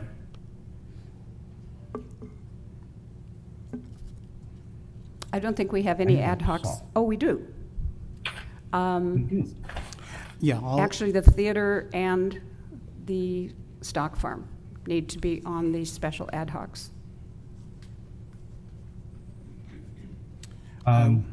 My first page on 17A says that on the Hemet Stock Farm, it is Ms. Peterson and myself. Correct. That's correct. Yeah. And the theater, Yeah, both of those are listed there on under the exhibit, the first exhibit, the Downtown Theater Ad Hoc and the Hemet Stock Farm. Those were the newly added ones, okay. along with the Youth Council Ad Hoc and Art and Cultural Ad Hoc. Those were the latest. Okay, so we're okay, we are clear on what we are on that? So I need a motion to approve? Yes. You do not need a motion to approve, excuse me. This is by a consensus and the wave of the gavel. Okay, everybody say consensus. Okay. Consensus. Consensus, We're good to go. we're done. Okay, very good. Moving on to 17B, resolution of the City Council amending the Downtown Kitchen Grant Program and authorizing waiver of planning and all of that other stuff that is listed on here. Could we please have a staff report? And Mayor, we do have one public comment. Would we like to receive the presentation first? Or Yes, I would like to have the presentation first. Perfect. So Mayor, I'm going to take the lead tonight. This is an item that we held at the last meeting, and at that time, the council requested that we continue this item. One specific issue was additional research related to legal issues that were brought forward with respect to the Kimball's Bistro restaurant. And in the ensuing period of time, there was a development that is new to this, and that is that the city received a request by Carlton Steakhouse to move from their prior location at the corner of Harvard and Florida to 123 North Harvard Street. So that request has been added into the report as in addition to additional legal analysis of the request for an exemption of the city's Downtown Kitchen Grant Program provisions. Now, to back up a bit, this is a program that the city launched in mid-2025. At the time, it was focused on the downtown, and with the proposed changes here, this would, while it remains a focus of the city to focus on the downtown and business creation, restaurant creation, this program would be expanded citywide. And if the recommendations are, if the council grants the staff recommendations, there would be $200,000 available today, and it's our recommendation, it's the staff recommendation to appropriate an additional $500,000, which would provide you a $700,000 account with recommendations to advise that the estimated awards are expected not to exceed $300,000, but that doesn't commit anyone to that cap.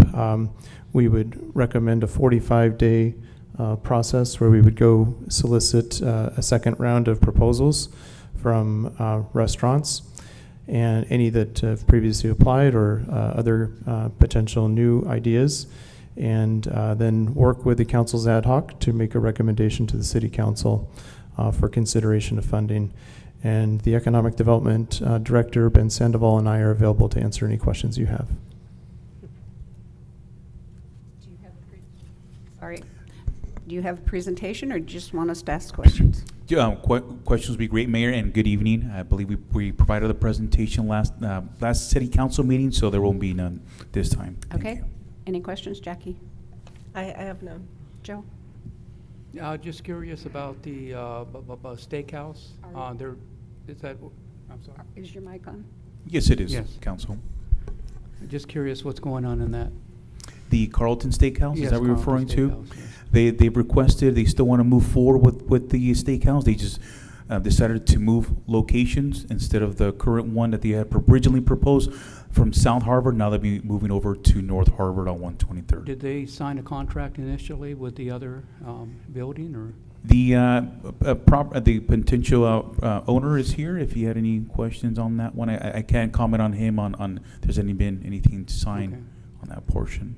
I'm just wondering if they signed a contract initially. Are you referring to the new location, Vice Mayor, The or old the old one? location. I would not be able to comment on that one. They have not provided anything to the city in that retrospect. Yeah, did you sign anything You have to go, holding you? please go to the microphone if you want to answer a question. Thank you. And introduce yourself, please. I'm just curious if a contract was signed with the initial building that you were going to move into, and if so, were you able to get out of that contract in order to move into the new building? My name's Jessica Ellis, and I'm the co-owner of Carlton Steakhouse. We do have a signed lease with Mr. McPherson. We have initiated termination of said lease, and we're working on that part of it. So there's been we have some different things going on with that, that we've already proposed a lease termination. Okay, so. Yeah. But it's not been approved yet. It has, the email I received was he's unilaterally not accepting our lease termination, and he copied his legal on it. Our legal team has not heard anything from them so far. I have asked to return the keys to him, and now it's my understanding that he's moving forward with the city to propose a downtown vendor food truck fair in the area that would be our area of the steakhouse, and I have not heard back from him. So I actually am the realtor, and I was the representing us on that lease agreement. So, and he is the realtor representing himself, and we've tried to terminate it. There's been no contact, so. Is that going to cause a problem, though, if he doesn't allow you to get out of that lease in order to move into the new building? Or? No, I don't foresee a problem with it. No. Okay. I don't, yeah, that shouldn't be an issue. Oh, thank you. Okay, thank you. Thank Tom, you. do you have any questions? Yeah, I got a couple of them, but it has to do with the permits for the Kimball Bistro, and I need to talk to staff about that one. So I'm okay for now. Okay. I could just comment maybe perhaps briefly on that. Because I have that question too. And I should have included this in the presentation. So while the staff is recommending denial of the request for an exemption to the $150,000 grant award to Kimball's, we are still recommending that we provide them the waiver of planning and building fees that would be associated with the project. And but that does not include any other agency fees or required fees that are external of the city of Hemet. Okay, thank you. Let's see what else. I did have on the application, it still said the downtown kitchen grant. So we just need to correct the application that says kitchen grant. Thank you, Mayor, for that. And the map that shows in the exhibit shows the downtown square, not the extended square. So maybe just say this is the original or this is the downtown, considered downtown, but this is a citywide kitchen grant. Absolutely. Thank you for the recommendations, Mayor. And per these, we'll also be updating, if approved, a updated flyer to open up a potential round two, if approved. Okay. Thank you for the recommendations. I have a question now to the rest of the council.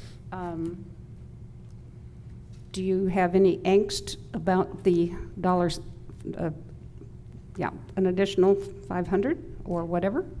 No, I would like to ask the city attorney if he sees any issues with moving to 123 North Harvard. If they still have a lease signed and it's not approved yet, that concerns me. Sure. So, look, we all knew that when we went into downtown and tried to get economic activity going, that we have several landowners in downtown who sometimes don't get along with each other. And we want really strongly for everyone to succeed in downtown. The application was made by Carlton Steakhouse. Now we do need the concurrence of the property owner where their business is going to be located at, because we are going to secure that grant amount with the landowner as well. What we're asking for here is not in any way for the city to insert itself into what is apparently a private dispute between a tenant and their landlord, potentially over whether or not they can terminate a lease. What we're asking for the city council is, if they do move, is the council okay with that grant going with the business, which was the original applicant? We are not getting in the middle of these two. I know that we've gotten several emails regarding this. I have no opinion on whether or not Carlton's can legally terminate their lease with the McPhersons. But what I would say is it is entirely within the purview of this council. If you want to say to the business, if you move, you can take this grant with you. You have that authority to do that, especially since the new location meets all the guidelines that you established for the program before. There'll be lots of opportunity to work with the other property owners in downtown. We want them to be successful as well. And I think the fact that the council initially approved this grant for that location demonstrates the council's commitment to every owner in downtown. On that note, can I ask a question? Sure. On that note, then we shouldn't concern ourselves if, with the gentleman trying to get the grant for the steakhouse, if he doesn't get out of that lease with the other owner of the building and he has to pay fines or pay something, is that going to offset anything with the new building, him getting in the new building and not having the funds to move in there? Or So our we don't concern ourselves our with grant is anything. not going to be applied to any legal fees or other issues that they may have with the previous landlord, if that's your question. Right. And again, this is an authorization. If they move, right, they can take the grant with them. Okay. It's not a requirement That's that they all do we're that. looking at. You know, there's Okay. peace may break out in our time, right? Okay. There's still the possibility that they can resolve things. We're looking for Carlton Steakhouse to open in downtown.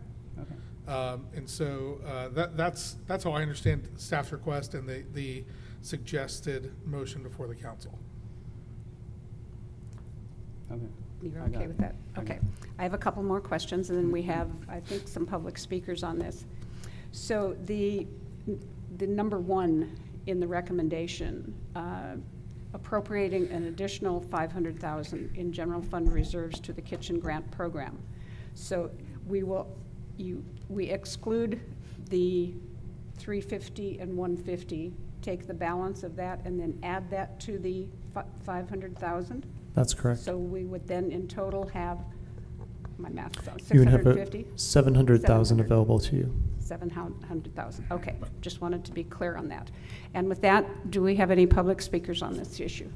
Thank you, Mayor. We have one public comment, Jason Strain. I'll ask you to go to the podium and you'll have 3 minutes.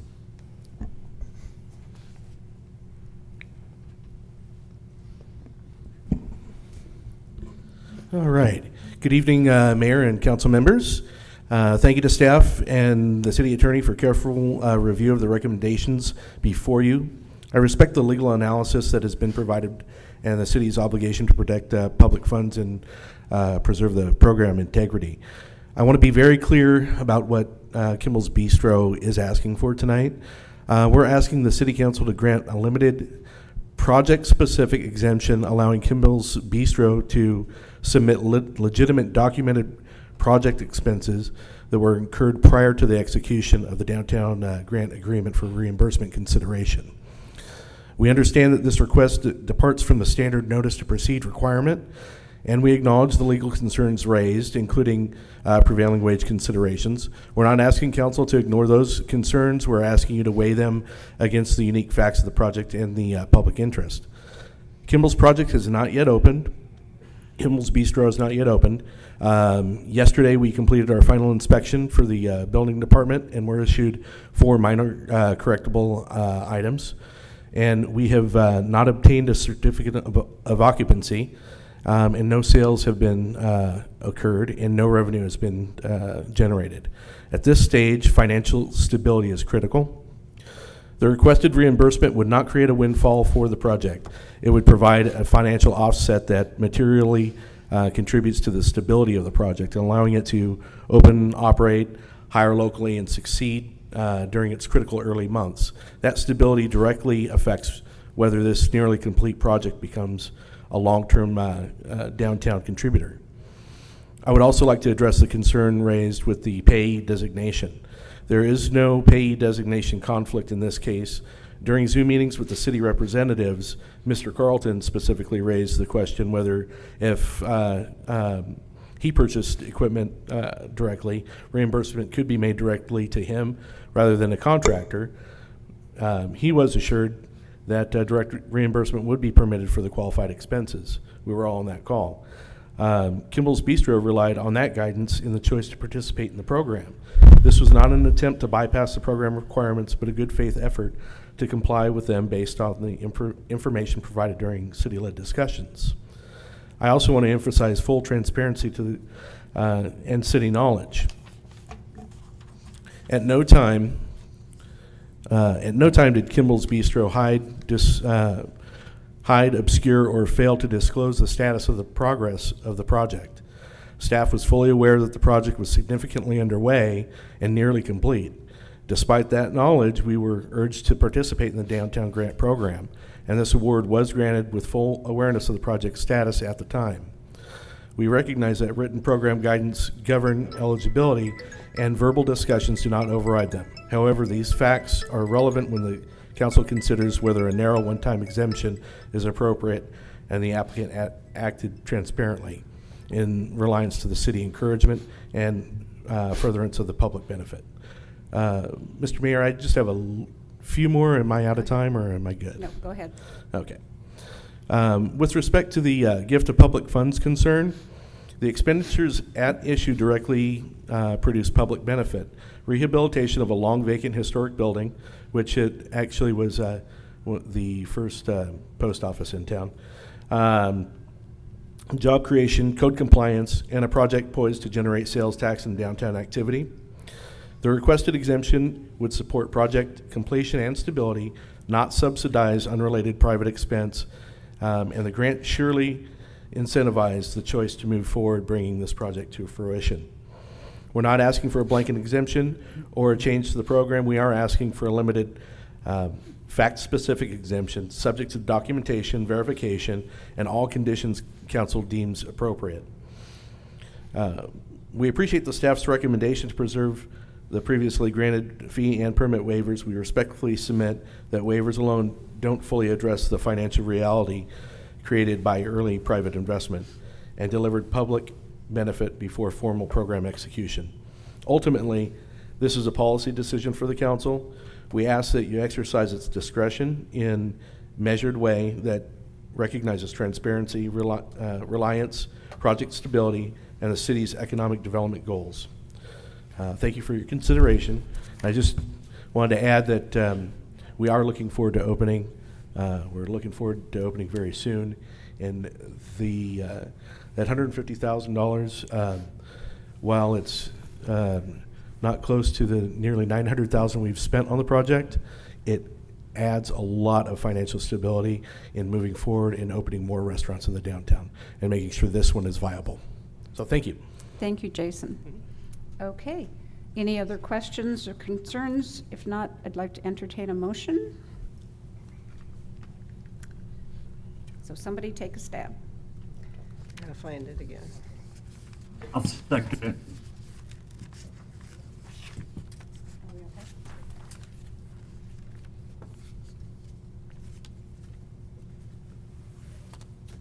I do have a question for Stephen, though.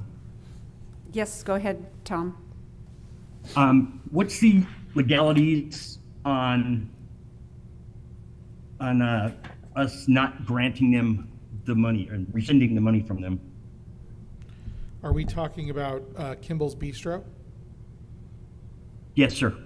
I think the legalities are pretty clear. I completely understand the financial situation that they're in, and I appreciate all the work they've done towards bringing that restaurant close to opening. It's been something we've been working with them on for quite some time. As I go through in the legal discussion aspect of the staff report, there were several program guidelines that were adopted by the city council for this program. And unfortunately, the method that the applicant chose to proceed, and I mean, it's hard to fault them too much. They went quickly to bring the restaurant online instead of waiting for the notice to proceed. But unfortunately, we don't have the necessary documentation or legal compliance in place to have those payments be made in compliance with the guidelines that the council approved and with state law requirements. You know, just to go back, just briefly talk about the gift of public funds analysis. You know, the city is engaged in all sorts of economic development initiatives. And, you know, a common thread among all of these, including one that I was working with Ben on today for another set of businesses in town, is that the city's economic development incentive has to be the primary catalyst for the end result that we are looking for. But for the city's economic development incentive, the end would not have been achieved. That way we can see that there's a cause and an effect, and we're avoiding just writing taxpayer-funded checks to businesses throughout town. In this case, the effect occurred before the cause. So the result already occurred. And so we can't say that it would not have happened if we weren't engaging in this economic incentive program, because it did occur before any economic incentive occurred. Now, I fully appreciate Mr. Strain's point of view, which was that they were moving as fast as they could, that they believed that they were going to get access to these funds. I think that there are certainly a lot of opportunities in downtown. Mr. Chu owns a lot of properties in downtown for us to work together on other projects. I just don't see a legal path with the guidelines in the program that the city council set up to retroactively make those payments. If that pathway was possible, I would have provided it. Okay.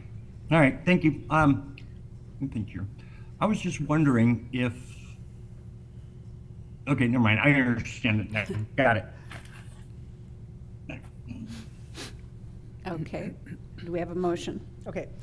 I will make a motion to adopt the resolution amending the city's downtown kitchen grant program, authorizing a waiver of planning and building permit fees for program participants, and appropriating an additional $500,000 in general fund reserves to the kitchen grant program.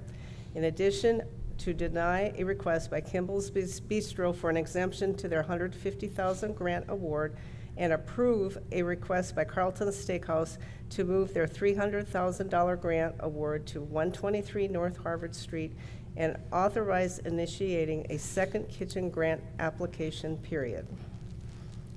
Do I have a second? That's denying Kimball, but going forward. Staff recommendation. Okay. I'll second that.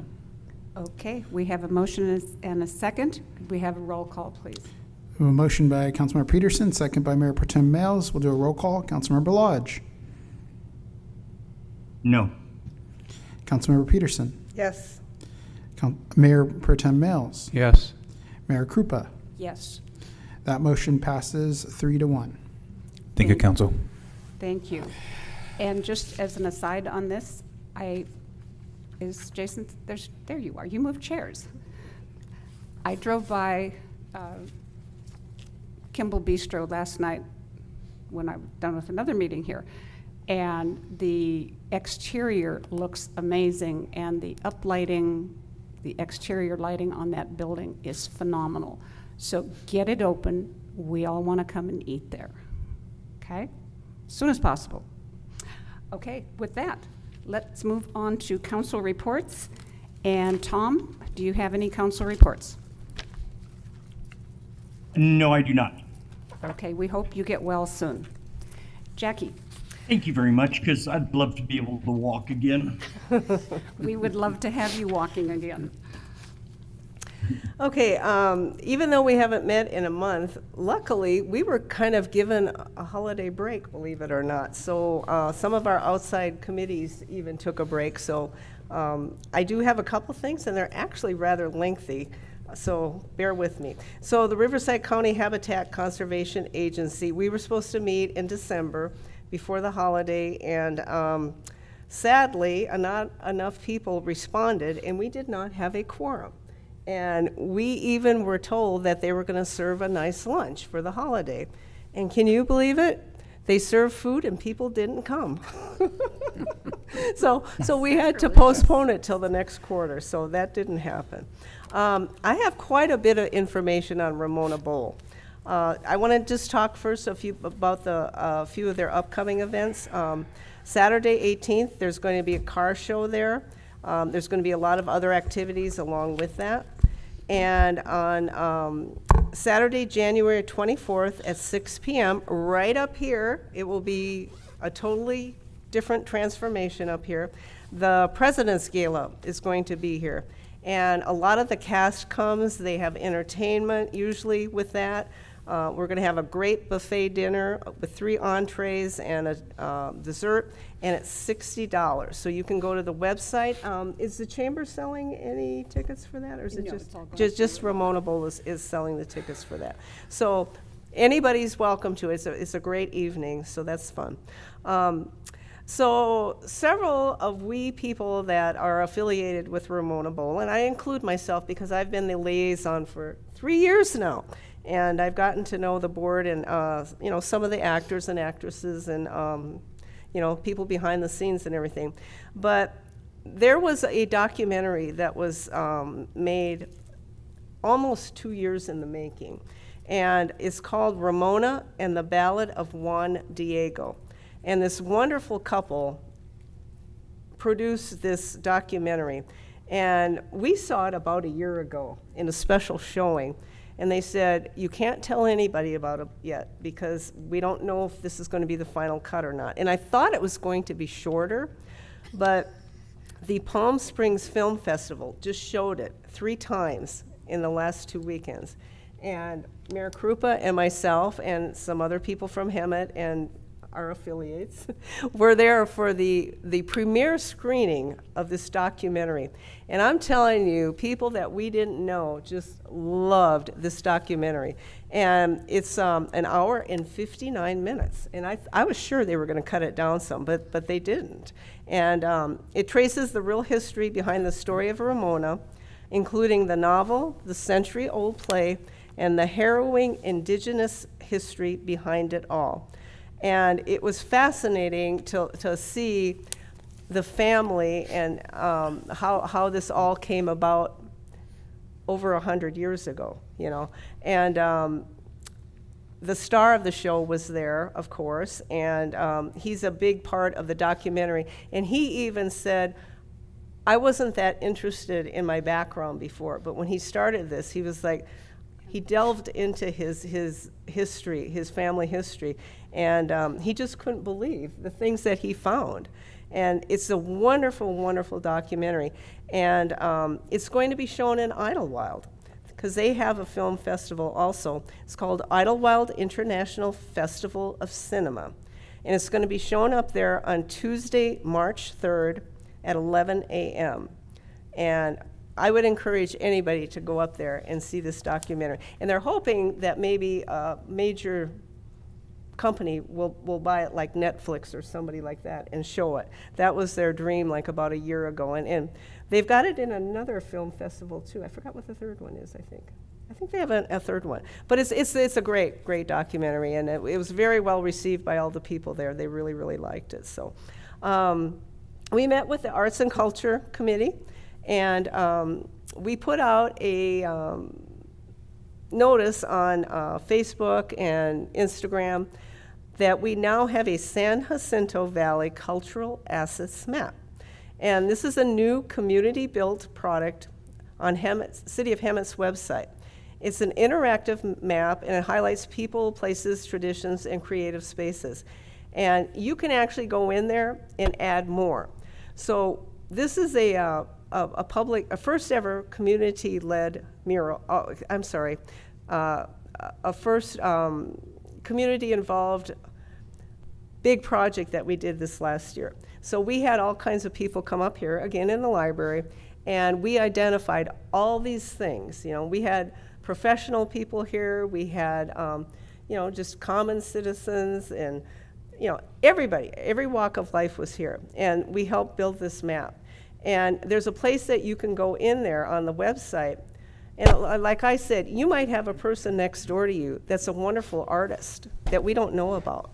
So you can go in there and nominate that person on the website and tell us about them, and then have them added to this map. And what we're trying to do, this will help us for grants in the future, and it will also help for our tourism. You know, when people come to town, they're like, well, what can we do, you know? So we'd like to make this more of a arts and culture community, and let them know what we have. And the third thing is we'll be soon having our first community planned mural. So we're going to be inviting the residents again, partners and local artists, to help imagine themes, stories, and visuals that reflect the Valley's culture, history, and collective hopes. So look for more info on this, and this is a great way you guys can get involved and learn more about what's going on, and we'll learn from you. So that's a great thing. So, and with that, that's all I have. So thank you. Very good. Mr. Males. Hey, that's me. All right. The Business Outreach and Ad Hoc Committee remains focused on supporting our small businesses and improving responsiveness and permitting processes. The CDBG Ad Hoc Committee continues ensuring grant funds are directed responsibly toward infrastructure, housing, and services for qualifying residents. The Cleanup and Graffiti Ad Hoc Committee and Homeless Outreach Ad Hoc Committee remain active in addressing quality of life concerns through both enforcement and outreach, while balancing compassion and public safety. And through the Veterans Memorial Ad Hoc Committee, we continue honoring those who served and ensuring their legacy is properly recognized. In terms of community engagement, I attended the Met Luncheon on December 11th, where I won a $500 drawing and donated it to the American Legion Post 53. On December 12th, I attended the Jeff Gonzalez Luncheon at Heritage Palms in Indio, followed by the historic Hemet Theater dinner and show on December 13th in support of cultural assets. I also attended the HSJVCC Saboba Foundation and SCR Holiday Mixer at the Saboba Event Center, which continues to be a valuable opportunity for regional collaboration. And that concludes my report. Thank you. Thank you very much. Several of the boards that I'm on did not meet. However, RCTC, we had our regular meeting in December and approved $108 million for 6.5 miles of the Mid-County Parkway expansion. That is the Ramona Expressway. So from Ryder to Warren Road is going to be expanded to 2 lanes divided in each direction with the added stuff on the side. And that is actually underway right now. They were clearing, scraping land on the south side of the expressway at the end of December. That entire project is projected to be done by I think it's the beginning of 2028 or late 2027. So looks like it's going to be in our lifetime. RTA had some service changes that became effective on Monday, but also they had a job fair last Saturday at the Hemet facility, and they are hiring bus drivers. They've got to hire like 78 new bus drivers for their routes of bringing Dial-A-Ride in-house. Starting wage for that is $26.27 an hour. So if you're looking for a job that doesn't pay minimum wage, go apply at RTA. You can apply at their website, or you can go to their facility down off Wentworth and apply down there. Jackie covered the arts and culture. Some fun things that I did, well, it was informational too. The Juvenile Justice and Probation Department for Riverside County had an expo up here at the library called Decisions and Direction for Juvenile Justice. It was extremely good, and the work that Riverside County is doing with young people who are getting themselves into trouble is really exemplary, and they have a very good success rate. What impressed me the most about the speakers that were there is that every one of them, including the chief of the probation department, was in trouble as a young kid. And something in their life that every one of them had a defining moment when they said, I can't go down this path any longer because I will absolutely destroy the rest of my life. They usually had a mentor that was working with them, and that is what the county is stressing, is getting mentors for the kids, the young kids who are getting into trouble, who may not have parents at home and may not have guidance that they need. But it was really an interesting event.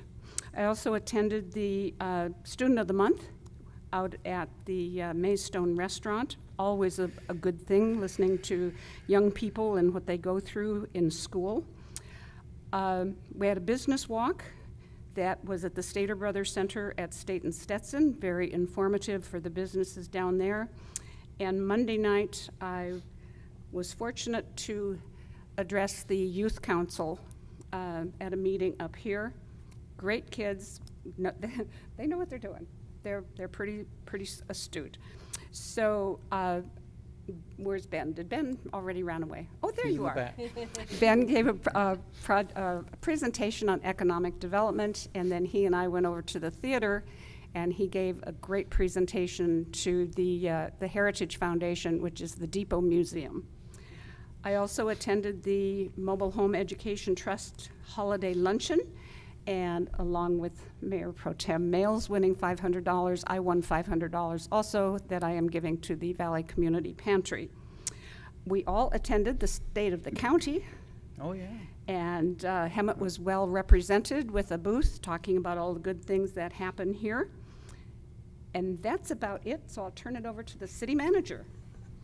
Thank you, Mayor. I have several items to update everyone on. The first is Councilmember Connie Clark is going to hold a District 1 community meeting at Batista Elementary School on Thursday, January 29th.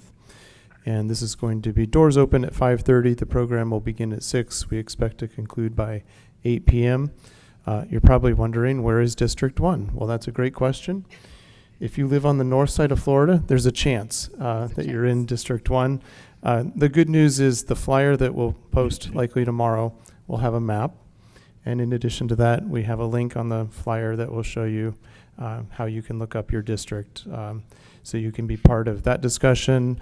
Should be a fun meeting. We're going to bring some department heads to answer some questions that the community has, and you can find more information on our city website. Secondly, profiled on our city website, I want to just share a few things that have occurred in the last couple of weeks. First, we have launched a Saturday evening volunteer foot patrol downtown, primarily on Harvard and adjacent streets. The vision here is that there's keeping an eye out on all things cleanliness, beautification. They can provide directions, etc. So really want to say thank you to our police volunteers for stepping up to assist us. So we look to expand that program. If anyone would like to be part of the city's police volunteer program, they can reach out to the police department. Second, we've covered the asset map. It is on the website, so you can find it easily by looking at the front page today where we profile this, but also under the community link is where that's going to live, and that is a living document. Third, we have launched an entrepreneur and small business grant program. So we have grants up to $20,000 for startup businesses. That link is also on our website, hemetca.gov.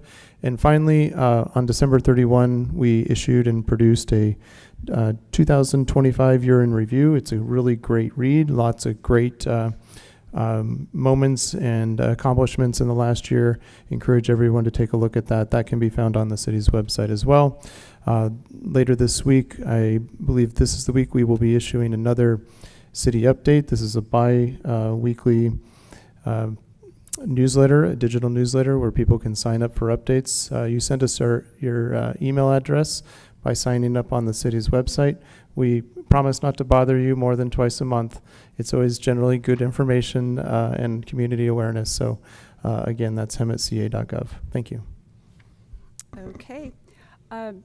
Future agenda items. You can look on here for January fiscal year 25-26 mid-year budget update, the Hemet Auto Mall tax sharing agreements for the next meeting, and purchase and sales agreement for city-owned Stetson Sanderson. Then coming up in February, murals and super graphics ordinance, the Women's Club facility use agreement, and Hemet Community Garden project. City manager and I were talking about our strategic plan and goal planning, goal setting for the next year. And since we had so much success with the outreach to two of the kind of informal surveys that we sent out to the public, we talked about doing a quick community survey on what does the community think? What should we be focusing in on for the next year in our goal setting and our strategic plan? And I would like for the city manager to bring back more in-depth information on that at the next council meeting, if you guys are in agreement. Oh, yeah, definitely. Okay. City manager? Yes, that Yep. sounds great. I think it's a great opportunity for us to receive some feedback from our community just in advance of our goal-setting workshop, which would be late March, early April is sort of the time frame. So this would need to be a survey that launches relatively soon, and we can get started on that. Okay. Well, there being no further business, this meeting is adjourned to the next city council meeting on January 27th, 2026. We are adjourned.